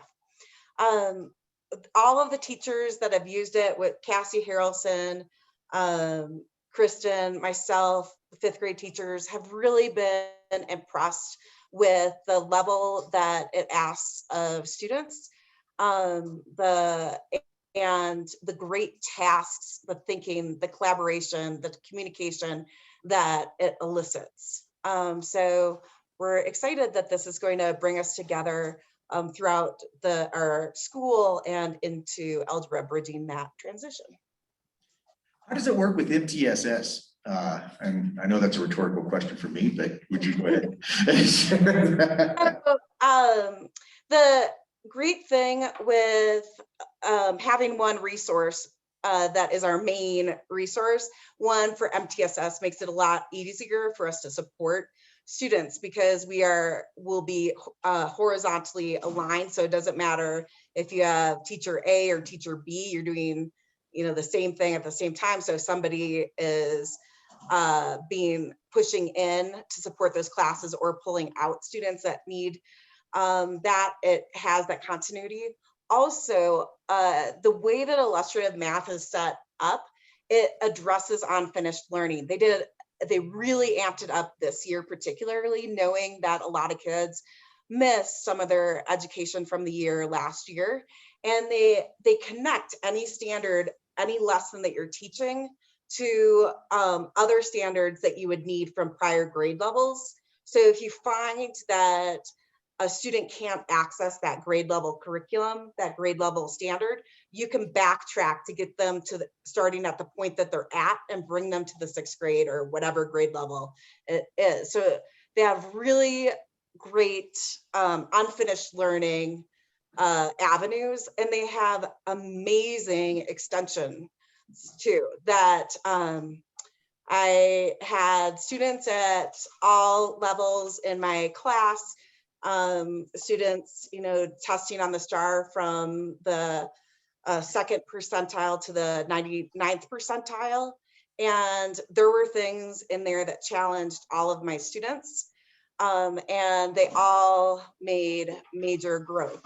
Another thing to consider too with us doing this is we have new teachers coming in. This is a curriculum that you could be a new teacher, click on the things that you need and be really prepared for with this excellent resource. So you don't have to go from a lot of different places. You have it right there. And Theron, can y'all hear me? Yes, we can. Go ahead, Cassie. I did just want to add, because I want to make sure you guys know, we use the illustrative math grade 8 curriculum in the period 0 class. So we used it 100%. So they did get that 8th grade illustrative math, which will be nice if they go into algebra. And then I also teach all of our math intervention classes too. And I use the stuff that Sarah was talking about. So there's centers, there's so much stuff in here to go for extending and kids that need remediation. So it was really just nice. It's really well done, like Sarah said, for newer teachers and veterans, whatever you want to call me, seasoned teachers as well. And with that too, this year was a unique year, obviously, and I usually think of myself as one of the 6th grade math teachers, but this year with our cohorting, I taught every subject. So Kristen and I would be planning the 6th grade lessons, but we weren't implementing them for all of our classes. So some students were being taught by a guest teacher. Some were being taught by the language arts teacher. And so they're being taught by different people. All of our students made great growth across, no matter what teacher they had implementing this program. Thank you, Sarah. So let's go to the final slide is just, and I'll talk a little bit about this. We're going to move obviously to 8th grade algebra being the default course for the district. And I know that that's been a goal of the board. And one of the great things about Illustrative is they do have a compressed 6-8 curriculum that will work just towards that end. We had that conversation with both vendors and with the IM folks from Kendall Hunt themselves that went into that information. So in order for that to happen, we have a lot of work still to do vertically.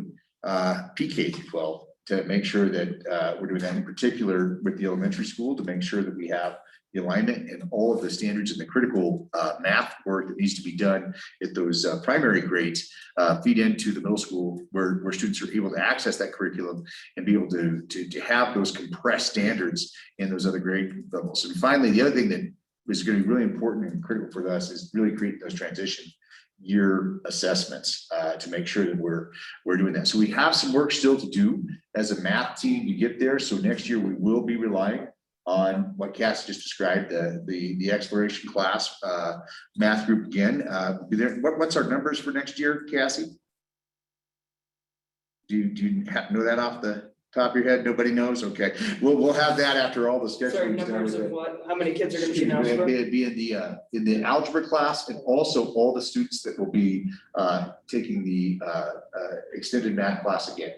Okay. Yeah. Do we know what they were this year? What were the numbers this year, Cassie? We ended up with 30. And I anticipate more will want to do it next year, but maybe I'm just being really optimistic. But I'm not sure. So I think what I understood is that they just they surveyed at the end of the year. Because I was 3 hires back last year. So I'm assuming that's what we'll do is we'll send some type of email to parents and families and have them let us know if they're interested in taking it. So I have a question about this. What's the plan in terms of timing for looking at this compressed curriculum such that we don't have to have a 0-hour class for kids who want to do algebra in 8th grade? Well, I think, we're looking at, and I know that we've been asked about this timeline a couple of times, and we're looking very likely, best case scenario would be 1 year, worst case scenario would be 3, is what I would think somewhere along there would be what we were guesstimating as a crew. We talked about that. in how we would do that. So we're hoping to get that done as rapidly as we realize that it's a priority. And that's something that we'll be working towards. And Susan Rolt has a corollary to that question. Okay, okay.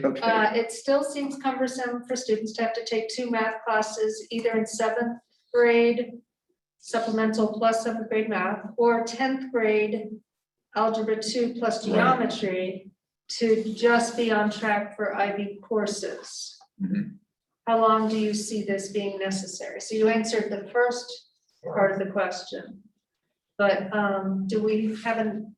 We just said 1 to 3. 1 to 3. For the algebra. I would have to, we can definitely come back with a little bit more firm term. I guess my push would be, if we love illustrative math so much, why are we waiting? I mean, if they have this compressed curriculum and we have kids in 5th grade who are testing ready, whatever that means, why would we not offer one section of it next year to at least get those kids started?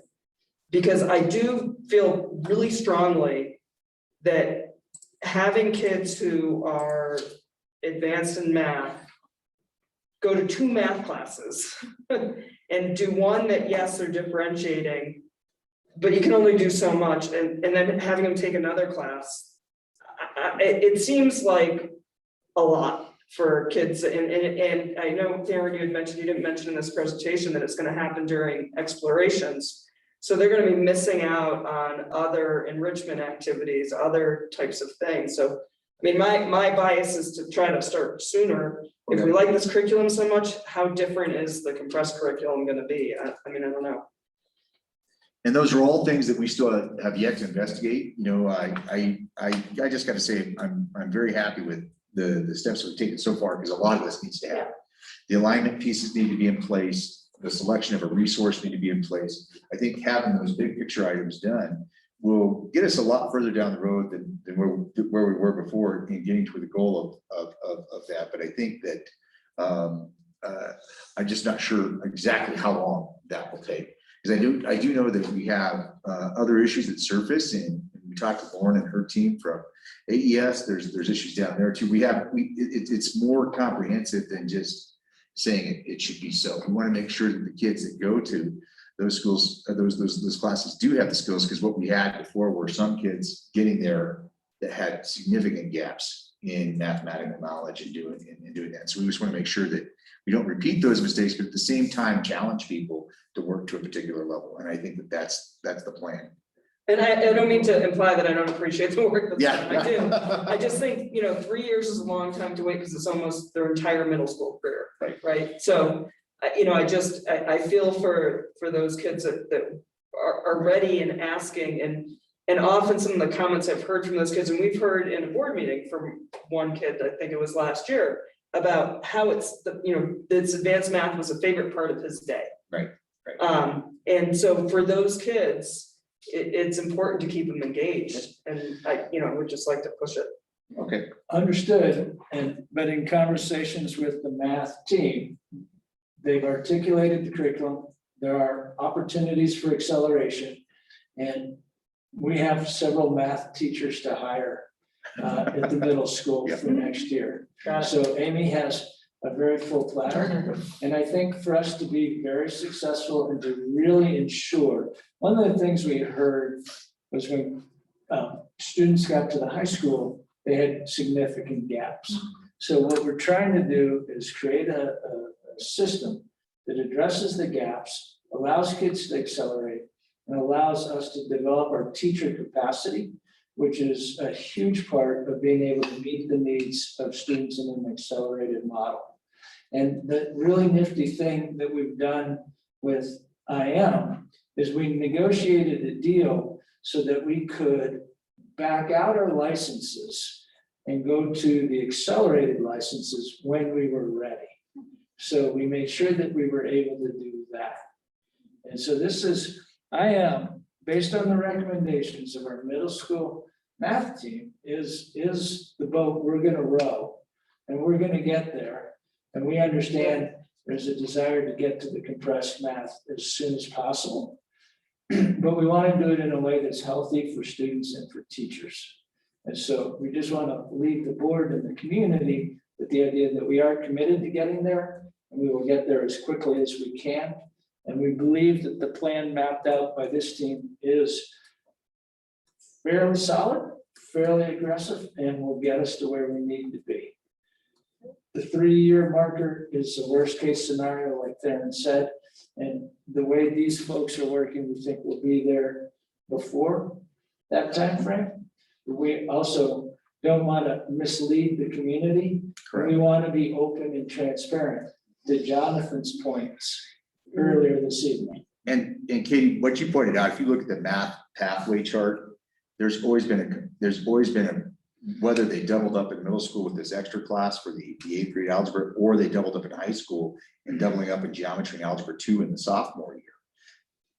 In order to get a kid to HO math, we've always had some sort of compression that has had to occur at one of those levels. We're hoping that once we get this designed, it'll be seamless, that any student would have the option of HO math at that point. I think from Megan Noonan's perspective at the high school, that was one of the things that they wanted to look at least a kid wasn't excluded from a particular pathway because of not being prepared for it. Right. I mean, this whole thing eventually needs to move down to the middle school, that we're back, or to the elementary school, that it's backward mapped the whole way, such that, you know, when kids are ready for more, they can do more when they've covered it.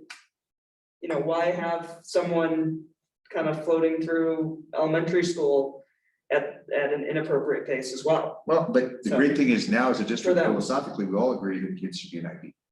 And so that's, we got to remember this is the first step we had to take. No, we're making progress. I appreciate that. I'm gonna continue to push. You bet. You bet, of course. Because I wouldn't be me if I didn't. Dwayne, Jonathan? Any comments, questions? We're good? No, I would just, you know, the better we can get this straightened away, the better off for the kids. That's Great. Well, and a big thank you to the middle school math team. They really worked hard to make this work. They gave up a lot of personal time and investment to make this happen. In particular, Sarah and Cassie, thank you for presenting today and getting out there and doing it. We appreciate it. Yes, thank you very much. Thank you. Thank you. Great. So are we done with? The superintendent's report. Yay. Yep, superintendent's update's done. Excellent. Well done. So discussion items, 6. First, 6.1 is operational monitoring reports, OE4, OE8, and OE5. I guess or OE4, 5, and 8. And so we'll turn this to Dave, or how do we? Who from the staff presented? Yeah, so historically, we have had, the superintendent has assigned, you want to describe how it has been done? It doesn't have to be done the same way. Yeah, but obviously the OE reports, the operational expectations reports are typically organized by staff leadership to assess the district's performance and present these reports, and the board has the opportunity to enter a discussion on the merits of the analysis, and we come to conclusion. But typically, staff is presenting their recommendation as to their performance. It looks like the qualitative portion of the reports is all completed.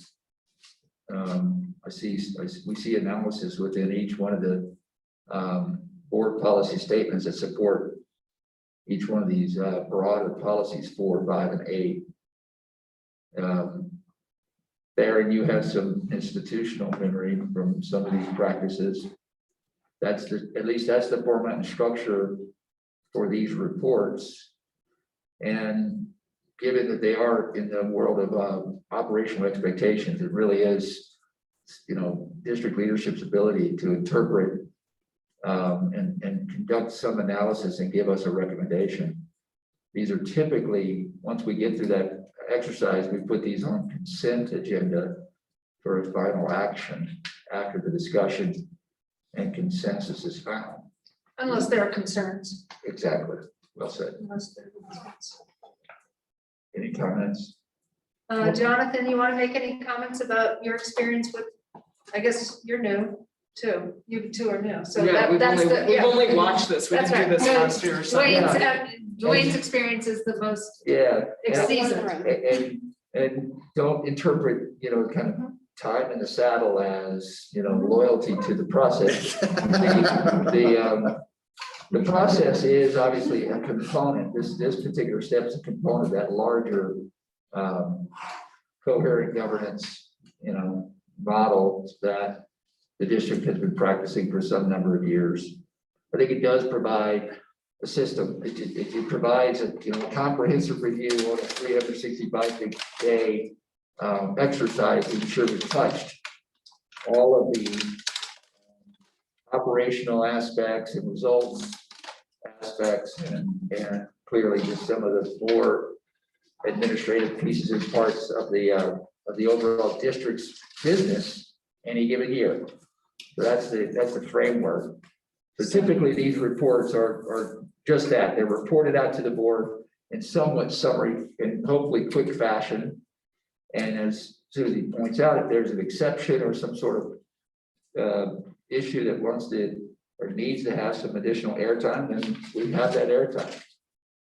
But it's a part of a larger coherent governance model. And one other way we could do it today, there are 10 points to OE4. We could discuss whether there are any concerns among the board about whether those 10 points are in full compliance with exception, that kind of thing. And So- in the past, I'll build on that. In the past, we may not have labored every particular measuring statement. We kind of managed by exception. We see the report, we were able to interpret it. So, hey, there's something we want to talk about. So we elevate it and we have that quick conversation. But again, I see the analysis, everything's done here, but for whether or not the superintendent determined for this particular policy statement, was the district in compliance, not in compliance, or? He says right here, except that he recommends that we accept this, that it The was whole body, yeah, the whole body, right? But the individuals that you see. There's no little check mark. Yeah, Is what Dwayne's saying. which is, I'm not ticky-tacky, I'm not trying to say that, just typically that's what the Has superintendent. it always been just in compliance or not in compliance? There's no, because some of these things like the verbs are developing, Yeah. We can say It's with in progress. We It's can not- say with exception if Yeah. it's not done, or we can decide that it's in compliance because it's happening. I mean, we have the That's right. choice of deciding those. That's The something nuance. that I talked about briefly with Susie, because I felt like the language doesn't really describe the process.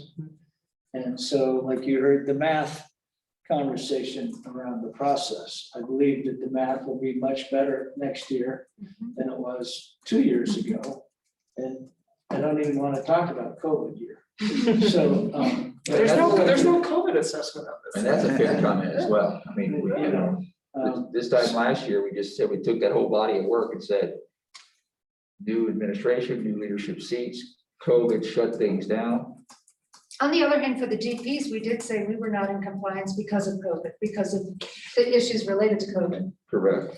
And that's fine. Yeah, but these are much more mushy than the GPs as far as, And these are the last to be monitored of this year, because we have monitored most of all of them, up these 3 or 4. Okay. Right. Yeah. The other ones weren't as long though. Well, Well, if it helps to just kind of move us through this, if you look at OE4 and you see the 10 or 11 sub-statements within there, I would offer this. I see no inconsistency. I have no issue with the analysis and comments that have been provided. And I would be comfortable ruling that OE4 is found to be in compliance as it's stated, not judging whether or not it's an appropriate tool to use right now. But as it's stated, I have no issue or exception with the analysis provided. Jonathan, do you have any comments about OE4? I guess in general, I feel like we're making a mistake by continuing to, I don't know, I want to say rehash, because that's not, I guess, the right description of this, but it's very consistent with, I think, some of the errors that were created in the past in terms of making broad statements that really, if you read them, don't say that much. There's not a lot of indicators or numbers. It's just affirmative statements of that we're doing this. So I don't really know that it's a very good tool for managing and driving results. I would use to support that the fact that there's in none of the reports there's any recommendations for improvement. So that means we're perfect in everything, which I don't think that's the reality. And and I would say, I mean, we're on just on the first one, I think, and there are some statements in here that I just don't think are even correct. And then I'm not even sure we're trying to comply with, like the one that said we will seek to get input from a wide body of people about the curriculum, and basically says in there the staff decides the curriculum. So and I think that's also I think been the bent of the way this has been managed in the past. So it's kind of like, on one hand we have a board policy that says we would like you to get input from all these areas, but then I'm not sure that we really even comply with that. So I guess my general opinion is that we're committing errors of the past in some sense if we continue to go down this path of operating reports that have a lot of broad statements, but not necessarily indicators and things that kind of back them up as what this is the hard facts and this is what we are doing to show that this is being done. And just easy ones like everybody gets a background check, and so all we do is say everybody got a background check. Yeah, Jonathan, I think we're all in agreement. In fact, it reminds us of the last kind of offsite work session that we had at the Anderson Ranch. Remember back in the late summer, early fall, we were having that same conversation. This is a framework that it's an overall system and structure, and I think all the labels and descriptions you've provided are accurate. And it feels like less and less relevant, and therefore it's probably the charge to consider how better to build kind of measurement tools and indicators that, in fact, we don't have to rebuild anything. We should be in sync with the initiatives and all the other programs and efforts and initiatives, everything we're doing across the entire district, and use the data that we find important and relevant for our community, the benefit of our kids, and then build from there. The coherent governance framework is actually a play off of that policy governance system. Thank you. And it's probably appropriate for some districts. It's feeling less appropriate given some of the directions and initiatives and I think leadership that's being practiced. I think we're saying the same thing. So perhaps even to build upon your point, just frankly table this. I mean, because it's just, you're right, it's kind of superfluous. Thank you, superfluous. Tough word. Tough word, very tough word. Just real lofty comments that have no real meaning behind them. So I'm sorry, Kate. No, that's great. No, I agree 100%. I think this whole, I mean, between the OEs and the Rs, like all this stuff, I find it all really hard to digest because it's repetitive, it's all over the place. I'm not sure, I mean, I'd love to find out if Dave thought this was helpful at all, to go through the process, because I would think the answer is no. Yeah. Give it that look at the front end, right? Exactly. I mean, but that's the point of these things. If they're not helpful to management, then So why it's are up we to doing it? us to suggest a change. And I think it goes back to the long discussion that we probably wanted to have a year ago, but couldn't because of COVID, that perhaps that should be for one of our goals next year, is to consider going through all of this stuff, even with Dave kind of getting a break from us while we do it, you know, and come up with how do we really want to do that? And I don't know if we need help from somebody else, but I don't really, I mean, I have read those 3 mandatory books and I found them Yeah. painful. So, I- but in the meantime, Yep. do we still want to go through and say, based on what we had said, how we were going to manage this year? Do we want to go ahead and, you know, go through and say, yes, this is fine, but we're going to change how we do it? Dave, did you have an easier system at your previous areas, places of employment? Please say yes. There was a state generated report card, but it had lots of these metrics, right? And so I was just thinking about reaching out to a couple of people and seeing about some different report cards that I think would be a lot less gobbledygook and a lot more intuitive. Good. And it could be something that we could, you know, publicly use as a way to say, this is what we consider important. This is how we feel we've done on it. And here's why, right? Here's the data that supports it. Right? I mean, there's not much data in these. Back to John's Well, point. yeah, it's all subjective. Yeah. Well, and none of it says anything about our strategic plan, right? Going back to like, what did we say we're gonna do? What did we do? And then there's like all the legal stuff that we have to make sure we do, that we have a, you know, obligation as a public school to do. And I'd also say this entire system over the years, more and more things got attached to it. And it got very cumbersome, and I think it began to lead the cart. Essentially. It started to lead the organization, and I could feel all the pain and agony of staff members spending a great amount of time just focusing on populating a report, when indeed that was taking away from the primary job. I mean, so, you know, with my business hat on and all of our business hats on, we would want to think about it being more crisp, efficient, not dominating, based on data, and for the reader, in this case, the community, being able to see it, understand it, and quickly digest.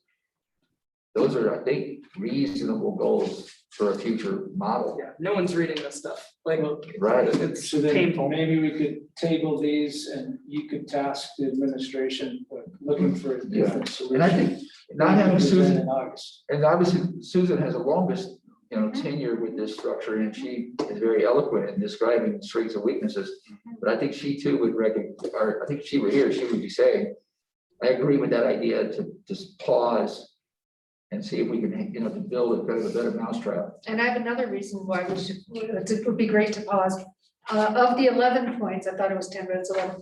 I had questions about 8, and that would have taken a long time. So I think it's better that we just not do it. But I would like you to know, just FYI, that I did not have questions about 8, 9, and 11, and I did have some concerns about all the other points. So just so you know, I thought that there was some academic questions I would have raised about Now, those other 8 points.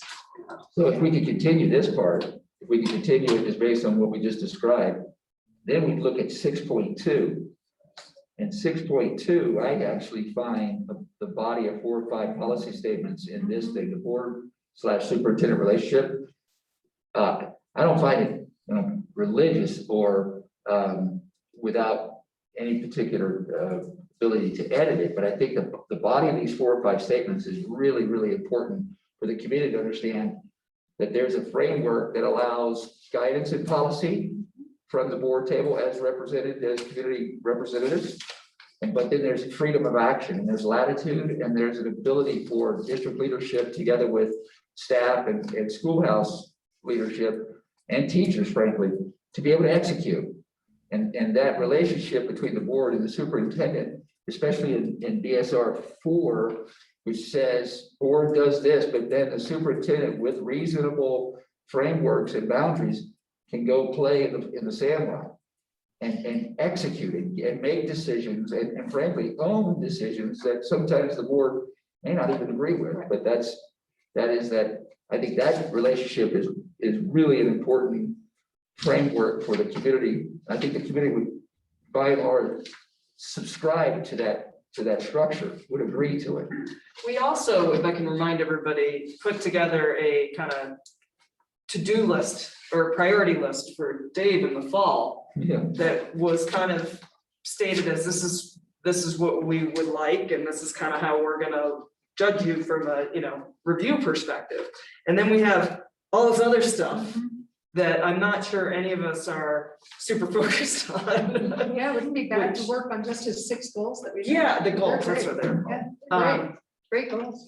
So somehow if we can come up with a system that addresses the short-term goals, the long-term goals, the strategic plan, as well as all the boxes we have to legally check to make sure that we're compliant with, because we certainly want to make sure we're compliant with stuff that,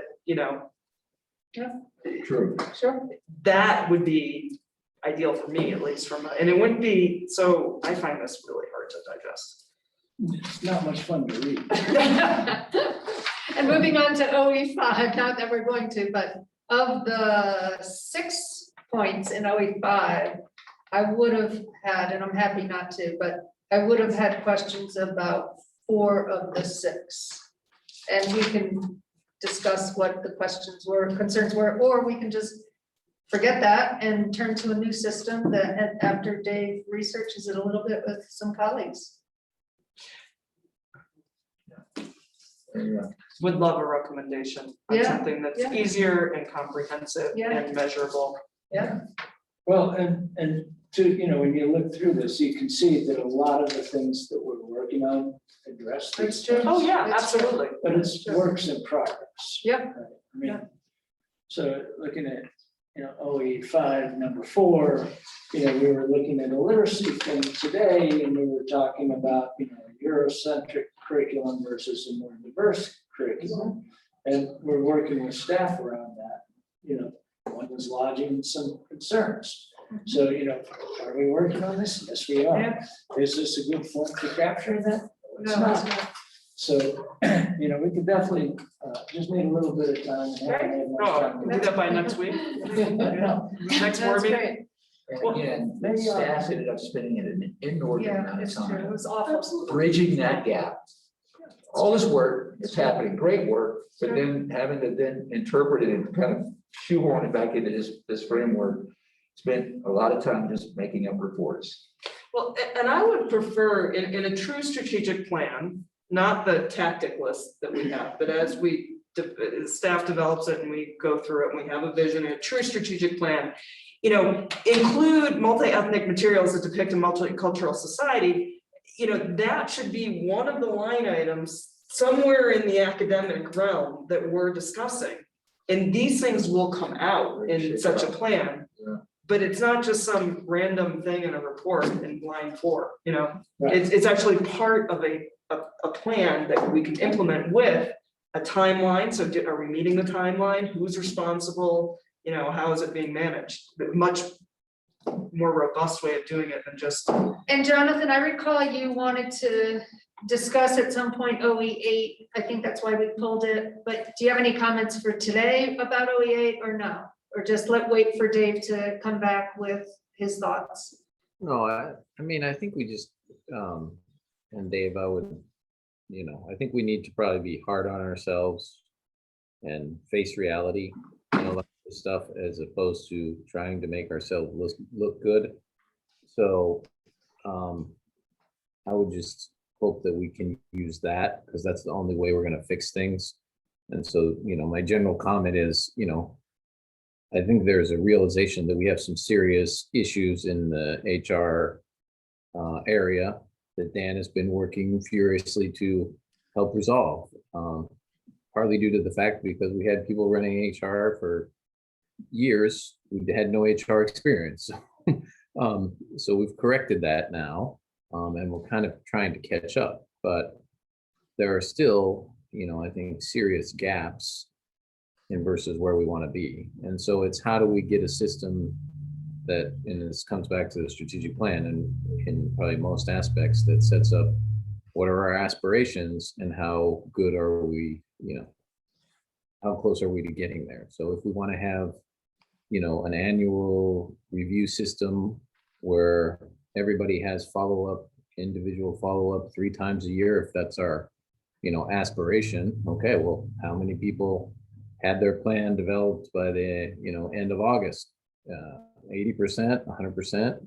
How many people really actually got their in-person follow-up at the end of 2 months? Those are the types of things we need to really be looking at and measuring and being realistic about, as opposed to trying to, the way I think these things were used in the past. I don't want to say justify our existence or say that everything was fine when we knew it really wasn't. So we all agree on waiting for Dave to come up with some good suggestions by talking to his colleagues. agreed. And I would just say, Dave, try and make it as much of an extension of whatever management tools you guys are using, so that you're not creating a report for your staff and then turning around and creating one for the board. Hopefully those are one and the same. Should be streamlined. Yeah, great, great. So we're gonna not pursue 6.1 any further. As far as 6.2, you had quite a bit to say about the BSRs. And again, I don't think, I'm just trying to illustrate that there are components, there's parts of the framework that I think are still relevant for us and still are very beneficial in our communication with the community about the work that we do. And that's a realm that I think is the relationship between the board and the superintendent. When you talk about work on the board, at least from my perspective, there are 2 things that most often come up at a coffee talk. It's the results and monitoring how we're measuring, how we're progressing. And then the other part, at least in my experience, is the relationship between the board and the superintendent. A lot of folks get confused and think that the board is the arm of execution, that the body of implementation. And if they had the opportunity to read and understand these policy statements, they'd be better informed. And indeed, it's not the case. We are a board of governors by statute, but we're not implementers. We have no authority to execute and implement. We have a hired CEO to perform that. And so when people hear those words, they start to get it better. And then you talk about the freedom of action and the latitude that an organization and organizational leadership has to have in order to execute on their mission and on their tactics. This set of statements, I think, really does a great job. I'm not protecting them. I'm not trying to, guard against change. I'm just simply saying that those 3 or 4 statements, I think, give us the safety and give Dave and his team the freedom and the latitude to dance and to dance hard at it and not be afraid of any ridicule or backbite. Yeah, go ahead. Sorry, I would agree with that, Dwayne. I think when we get to 4 and 5, that's when it starts to get into the OEs and the results, and it starts to get all clouded. The first 3 are like a couple sentences and make a lot of sense. Yeah, it's like boom. I'm not sure why they need to be 3 statements anyway, because it could just be 1. But let's just make it simple. But then when it gets into 4 and 5, start talking about all the OEs and summarizing what we're gonna, that's where this stuff starts to get really, and it might not be the appropriate review mechanism. So fair enough, right. And then you think about our results. I mean, we don't have it here as a particular discussion point, but our results and results monitoring, that is where all the meat, that's right. That's where all the sizzle really is. We were gonna do R3 and R4, but we don't have any of the data, all the data back. Right, which is perfectly fine. I'm not criticizing it at all. But we really want to make sure that those measurements, like Jonathan was saying, it's internally consistent with the actions and the data that's being measured. We should not have some sort of 5th wheel that we just attach. So I think we're asking you, Dave, to have your colleagues help you with all of the policies. Simplify. Yeah, because they're all interrelated, as Dave has Well, pointed. Many of them are interrelated. And future boards in the near future should be doing that work as well. After November 4th. Are you trying to fund everybody? Note to the public, please run for school board. Wow, what an enticement. I need to write new policy. So is that fair to ask you to investigate all that? Sure. Great. And at not any warp speed either, we got plenty of other. Yeah. but- By this time next year, I think we probably need to be done with it though. We'll see what we can do, Great. especially if next year's semi-normal. Yeah, I would think the board has to be pretty active in this as well. It's not something we should. Several iterative steps. Yeah. Great, that's great, that's a great outcome, I think. 6.3, Board of Education meetings schedule. I have a message from Susan Maralt. She will be out of town on August 17th, but otherwise the meeting schedule looks good to her. And are we of the same operating practice whereby we can continue to call in if need be? I mean. That was my first question. Sorry, Kate. Yeah. Yeah, no, it's true. I mean, I think that's because the dates are dependent on that, right? You know? Sure. If that is the case, and I thought we actually had made kind of a board decision some months ago wherein we recognized that we need to get back here, right? But we also need to take advantage of the technology, not only just for our own attendance, but frankly, for the attendance of so many others in the community. There's no arguing that the amount of participation in a board meeting has jumped exponentially. Yeah, absolutely. by this particular medium, and I don't think we should throw that away. So I do have one question on this, which is we seem to jump from second and fourth to first and third Tuesday, once after spring break. And yeah, April 5th, and then we go to the 19th. So I wasn't sure whether that was just, we were skipping based on the weeks, or if that will be confusing to the public. So that second week is spring break. So this year we had a natural 3-week break as well. It's just how it falls. So instead of it falling on the Tuesday spring break, we just pushed it the following week from there on. Okay. Yeah, I don't know as a policy, most public boards say, you know, we're gonna meet the second and the fourth, right, the first and the third, and we kind of switch that around. I don't personally really have a problem with it, but I don't know if, you know, It's public it's a policy. public policy, it's for the community, so they can rely. You know? Right. But to the extent we have to make some adjustments here, then Yeah, we can we always just make some change. advance noticing Yeah. and keep on trucking. Yeah. But by and large, get back to the framework would be probably beneficial to those in the community. And then my other question was, back when we went to CASB 2 years ago, yeah, we did do a, and I think this was because of the bond, and we needed to meet with the bond council. We had a public meeting while we were at CASB And to we take usually do advantage of that. that. And then that's not, I mean, CASB's in there as a board meeting, but do we need to to have a? We can call it a board meeting if you choose to, and then we just write down the date. Okay. I just want to note that. Is that what you're advocating for? No, I'm just asking if we're, you know, we've needed it in the past, perhaps it's a good time to meet with It has been a good whatever.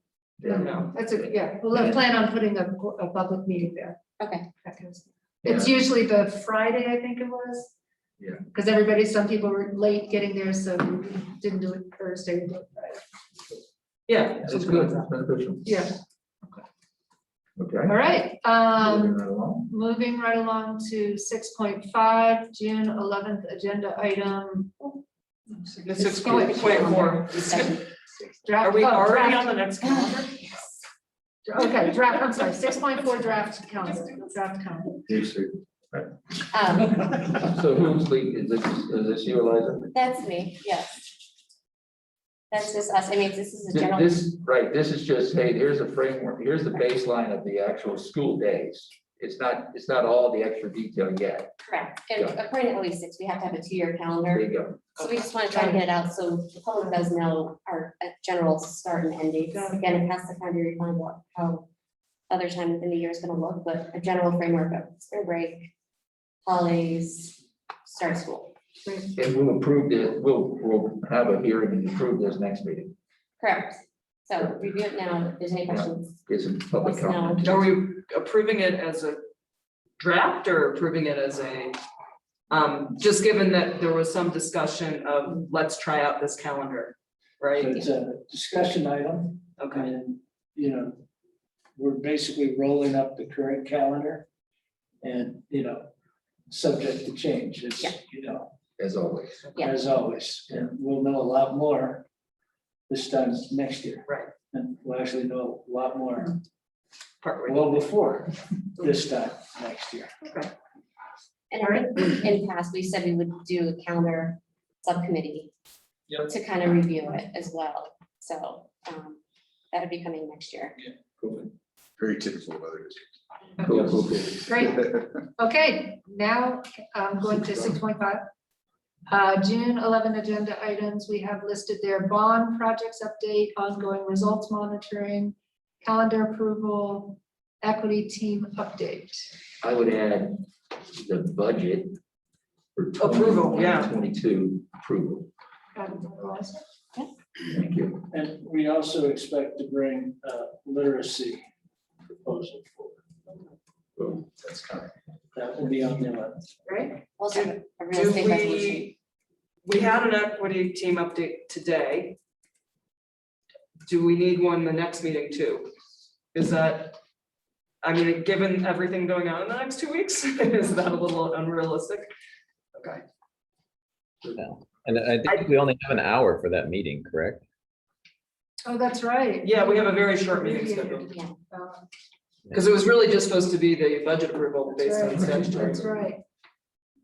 So good?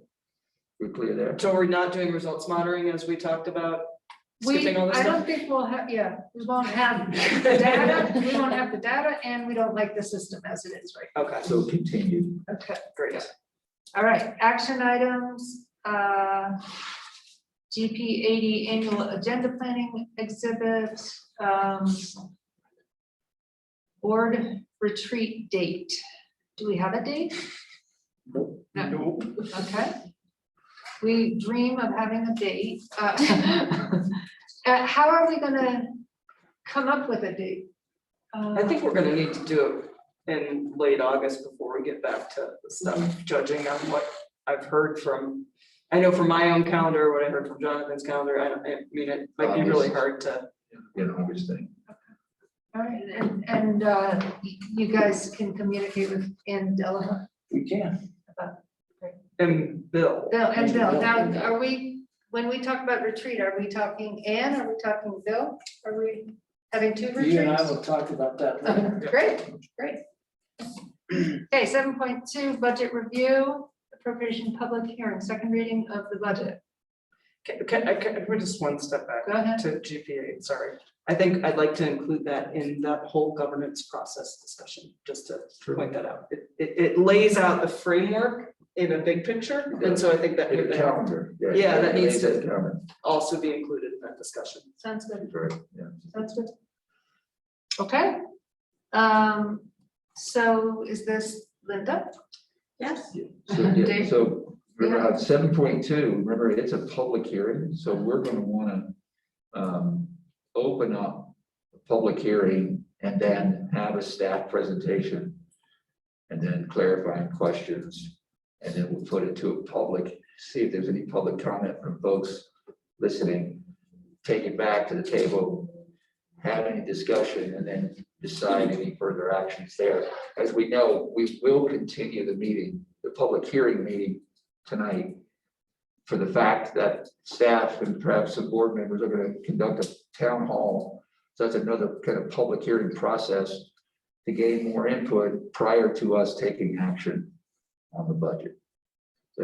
That makes sense? Did you say public comment first though? Is it not presentation first? It's presentation, I said public comment well after. Oh, okay, Right. sorry, just. So again, if you want, I can just do a quick little intro Please. here, right? So it's at 7.2 budget review appropriation public hearing. So for the benefit of the public, we're going to call a public hearing. We're going to go into public hearing for the purposes of reading the resolution and then receiving a staff presentation, asking clarifying questions, hearing from the public, then taking it back for discussion and further actions, and and we will continue to the next board meeting. So with that, can I have a motion to approve Eliza reading the resolution for the budget approval? Can I get that motion? So Can I get a second? Okay, there's a second. Hearing no further discussion, all those in favor so signify by saying aye. Aye. So Eliza, can you please read the draft resolution for the budget approval? Sure.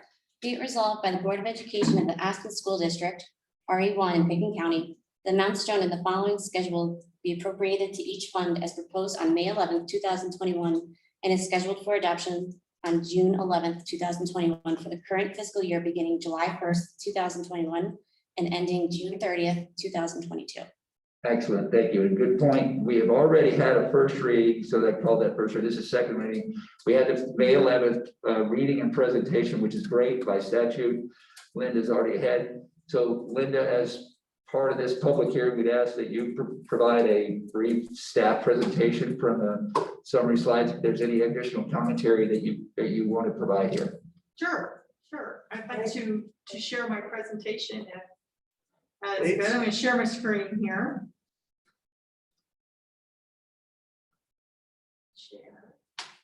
There we go. Y'all seeing it? Yep. All right. Other thing I always have to remind folks. That's not what I wanted to do. I always have to remind you guys, I don't have teacher voice. So if I start talking soft, tell me, pick it up, right? And we do have about, we allocated 30 minutes to this entire hearing. So and I love the presentation. You'll be able to roll through this. This is really good. Okay. How about that? Thank you. Built it with a village here. This is good. No, lots of great input. So we'll just start off a little bit, talking a little bit about where we came from. What are some of the challenges we had? So this presentation is a little less,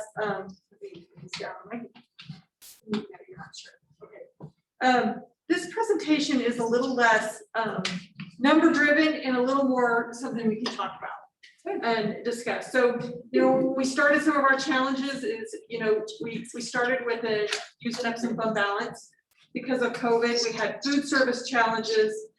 I have a marching band going too. It's the dance team tryouts. It ain't gonna stop, so you're doing great. Just keep going. Keep rolling. You can dance if you want. And then we had cottage challenges and staffing shortages, transportation. Anyway, we just had a lot. We had a lot. Everybody understood that. Amen. And despite all of this, we really came through with some strong things. We brought on a whole new district leadership team. I think you guys, we've talked about this before. I will be here 2 years in September and I am the veteran. So there we go. And yeah, and we passed the bond. And that's not anything that's easy. And we also had online teaching platforms that we're going for, air quality concerns. I mean, all these things we focused together, we banded together to work through. So now we'll get a little bit into the numbers. So something we wanted to put together on this slide is I wanted to be able to show, we have all these different things in the finance world, all these different funds that I'm always talking about, funds with a D. And so we wanted to put it all together and wanted to show all the whole family and what was happening in all the different movements. So just some things to point out. When you look at the revenue on the general fund, most of that is the School Finance Act that's happening there. And you can see that we are going to receive more money versus last year in our School Finance Act. But then if you come down to the next line on the expenses, we're not going to spend all that. That didn't grow quite as rapidly as our revenue because we want to take pay our fund balance back a little bit, cut those expenditures. And then the other thing to look at here is a special revenue fund. We're going to get a little more into the detail on that, but there's lots of components in there. Most of it is our great community support of our sales tax money and also from the Snowmass Village property tax money and the foundation. And you can see that that's grown too in this next year. And some of that is due to very conservative estimates that we did the prior year, but we're also growing the expenses there too. We are spending, the intent is always to spend that money in the year that we receive it. And if it's unspent, it stays inside the special revenue fund and rolls over into the next one. And then debt service, the differences in that is we've got new bonds, we've got to start paying on that. So those payments are going to come up, which we are well positioned to handle that. And we'll talk just briefly on that a little bit later. And then capital, we look at that and that seems like, wow, that's crazy. Well, guess what? We sold $114 million of bonds. So that'll bring some revenue in from one year to the next. And then employee housing, the increase on that is because we're going to have more units to rent. So we should be receiving more rental income in on that. And so also you'll have more expenses when that happens too. Higher state funding and real estate values are the big drive on the revenue increase that we talked about. So these are just, I'm not going to go through each one of these, but I think this is a good overview slide. If you have questions from the community on where are you getting all this extra money that you're talking about? And it's School Finance Act, and some of the way the School Finance Act works, it increases by inflation every year, and that's that base per pupil increase in there. And then the budget stabilization factor was paid down a little bit this year. So that gave us more money. Also, a big point on this, and we're going to talk about this in another slide, is assessed values. This budget is assuming assessed values are increasing by 7%. Very conservative estimate. So this is the one that can get a little confusing when you're thinking about the School Finance Act. When your assessed values increase, so the value of your property goes up, the mills that are needed to pay debt or fill the mill levy override goes down. That dollar amount is kind of a fixed amount, so you can, in reality, a person pays the same tax bill even though their assessed values are going up. So it's kind of a different relationship in there. So, and then there's less, it's a less revenue required from the state. As assessed values go up, there's less money required from the state to backfill the School Finance Act. So that's why there's so many assumptions that have to happen in this budget, because we have to wait till all the counties and everybody submits their new assessed values. And I'm hearing front range 25% increase too. So that's going to be interesting how all that plays out. So yeah. Staffing and salary adjustments are 70% of our budget. That, if even maybe a little more when you throw some other stuff in, but that is really what's driving our expenditure increase from the other year is the salary increases, salary and benefit increases, along with charter school. Realize our charter school, we're the middleman, right? We receive the revenue in and then we have to flow it back out to them. So it looks like an expenditure of the charter school, but it's really not. It's an in and an out. The same. Right now, those numbers are net increases. They're not totals, obviously. They're just net increases vis-a-vis last year. Yeah, just net increases comparing one year. Just want to make sure. Salary times 17 to 20. And also just know that this budget built in a 3% increase across salaries and benefits. It showed it a 3% increase. We're still in negotiations with AEA. We're coming up with all kinds of ideas to fund that, but just know that the goal with us and AEA is to not spend more than a 3% increase on salary and benefits. And then we also kept classroom spending flat, did not increase that as far as, like supplies for each of the areas. Then we had to, when we were trying to make some cuts to rebuild our reserve, and I just wanted to show that some of these cuts that we're doing are not going to affect the classroom, not going to affect the student. The student shouldn't. We were trying to keep cuts away from classrooms. That's really like first priority. Excuse me. So we had a very hefty professional development budget sitting over in sales tax funding. And we cut that budget, and it still is a hefty budget, I feel.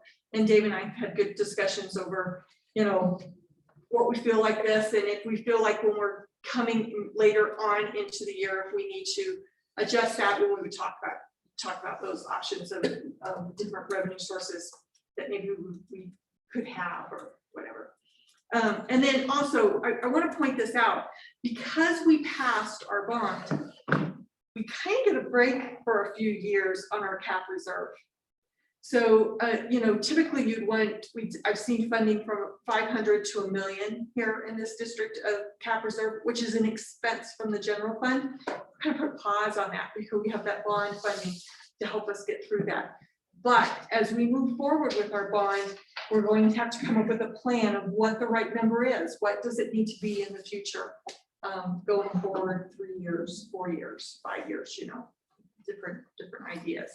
And then we also, because of bond funding, there's a lot going on with flexible classrooms and technology that I think the bonds can handle the spending. So I think this is a year we can go ahead and cut some of that expenditures out of the general fund.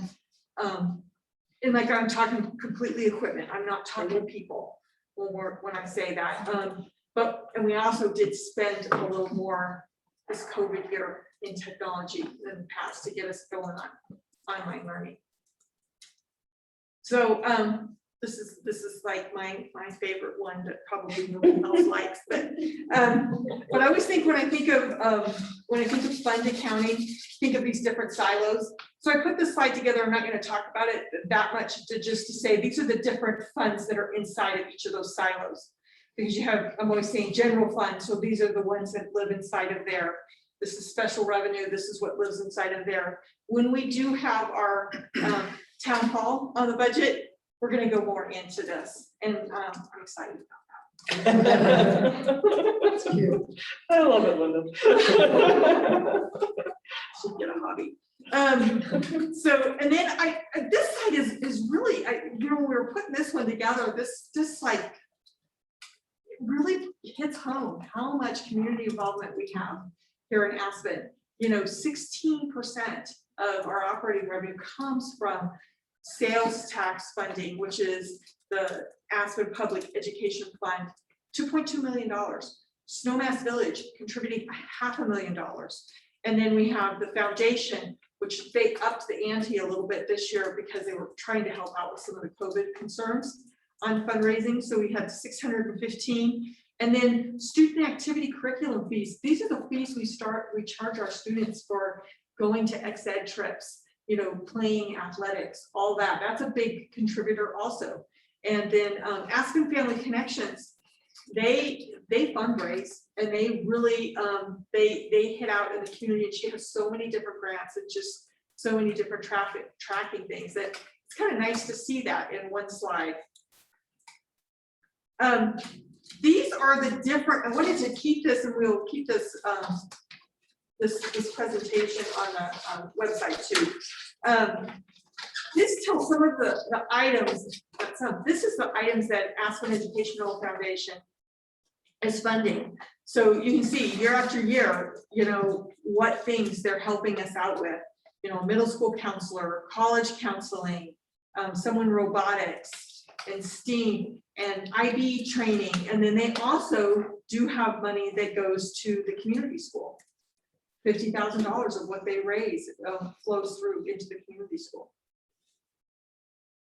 And the sales tax money that we received last year in 2020, we actually projected 1.6 million, and you can see it came in at 2.2. So I even think our 2021 projections could be a little low, and I'm hoping they're a little low, but we'll live that dream later on in the year. Just to be clear for people, that's the city of Aspen tax. Yes, I'm sorry. So people understand that. Sales tax. Yep, in Snowmass they have property tax that they contribute to. And these are some of the items that the educational fund does give to us. 16 positions this year they're funding, 16 and a half positions. So that's critical. And then also we wanted to get it documented out here that, I mean, we can remember, but it's quickly you forget when was the last time we renewed this? And, you know, how long is it till? And when do we have to get back on the ballot if we want to renew this? And so I wanted to put that out here when it was voted on and approved. And also the community school is participating in this year, and they are using 100% of their proceeds to go towards salaries and benefits of their employees. So, and then this is a Snowmass Village, doing a middle school ESL teacher, 2 reading specialists, a middle school technology integrator, and you know, and also the charter school, the community school. So, and that is up through 2026 also, calendar year. We talked a little on the bond redemption fund.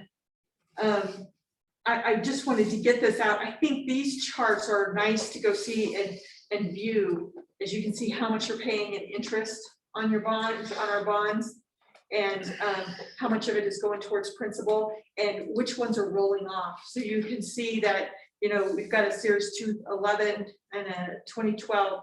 Soon those will be rolling off in a few years. And the way that RBC Capital has set up our bond payment schedule, if those roll off, our payment on the current ones we just sold goes up. So it's a very standardized system. Yeah. And you notice the 21 series issuance at 94, because of the bond rating or the performance of the district in past and the strong report card, the premium was another 20 million on that particular issuance, which is a real credit to the community and the district's organization and the fiscal management. So yes. Bravo. Without any increase in levy. Yeah, and just think as our assessed values go up. Yeah, we can handle it. So yeah, we maybe even be able to go a little smaller to meet the mills will be a little smaller to meet the debt service payment. I have to wait and see how sure. That's all that right. that feeds out. So that's good. Yeah, all good news. Capital Enterprise Fund. So this is just a brief slide on the number of units. We have 50 units. We want to grow that another 50. We're hoping in the bond proceeds. So I just think this is just an incredible benefit for our teachers coming in, my teachers, staff, and housing to attract and retain. And also just know that as we charge rents, the goal is not really to make money in this. The goal is to break even. Is to handle the day-to-day expenses and stuff. But we do need to be planning. You know, when you get these units that come in and they're new and they don't need as many repairs, we may want to put, you know, have a plan that comes with a contingency that we can save up, so it's not something that is a big burden with all the, you know, all of a sudden in 15 years when everybody needs new appliances. Capital reserve. Yeah. Capital reserve, that's exactly right. And that's all correct. And we're getting that baseline life cycle study conducted on the entire inventory through McKinstry. So you'll have one big massive scorecard, product by product, developing the work schedule, and then the capital reserves for the life cycle of each one of those assets is going to be a really great spot for the district to be in. We haven't been there before. Yeah. We have not been there before. I'm so excited about that. No, it's very exciting. It is. Yeah, it's really kind of fun. This becomes, it's a true retention tool when you get to that level of performance and access, and then having a clear and transparent program for folks to rotate in and rotate up and back. And as we add more units in, it's imperative that we keep moving in that direction because we can't operate how we were before. That's right. We are a huge landowner and property owner at the end of this program. That's right. And it's been very helpful to attract. Retain. Retain. You attracted me tonight. Yeah. So we attracted. Retain. She's still here 3/4 of the way through the board meeting. So I hope I didn't cut anything short. No, that's- I I wanted to be respectful of everyone's time, but if there are any questions, I'll open it up. Any to- clarifying questions? Yeah, and always feel like, you know, if someone doesn't feel comfortable coming to this, please, go to my town hall and, you know, we'll see how that goes. Katie has a question.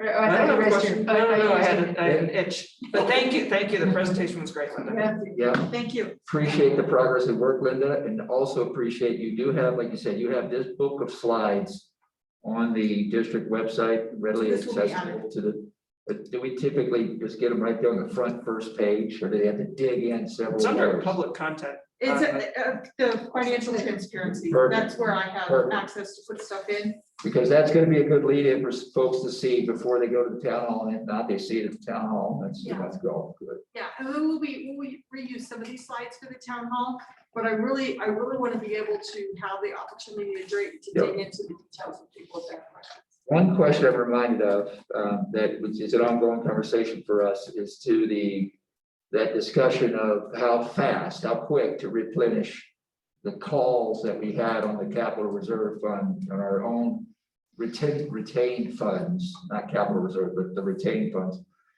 We had that conversation a while back. I don't think we've come to maybe you haven't come to a recommendation yet, which is fine.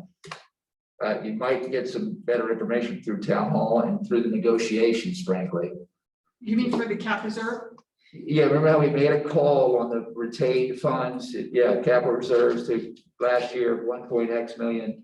And we have a suggestion. I think this particular, maybe this budget proposal recommends recharging it 100%. I think it was 500,000 less. Oh, that's what that one was. Yeah, that was. For? Yeah. Okay, I better Yeah. understand that. But I do want to, when we have this opportunity with the bond going forward, this is our time to set, I mean, we're having all of these, deferred maintenance options doing. Now we need to come up with a life cycle on these things.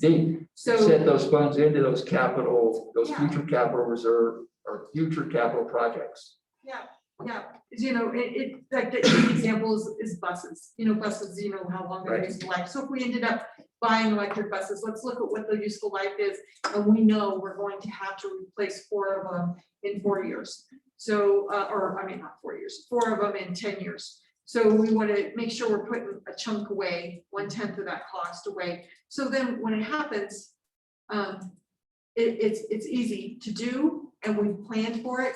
Then the other thing that's nice about that is it helps us plan for the future on cap reserve, because that is very neglected in the state of Colorado. Agreed. Well said.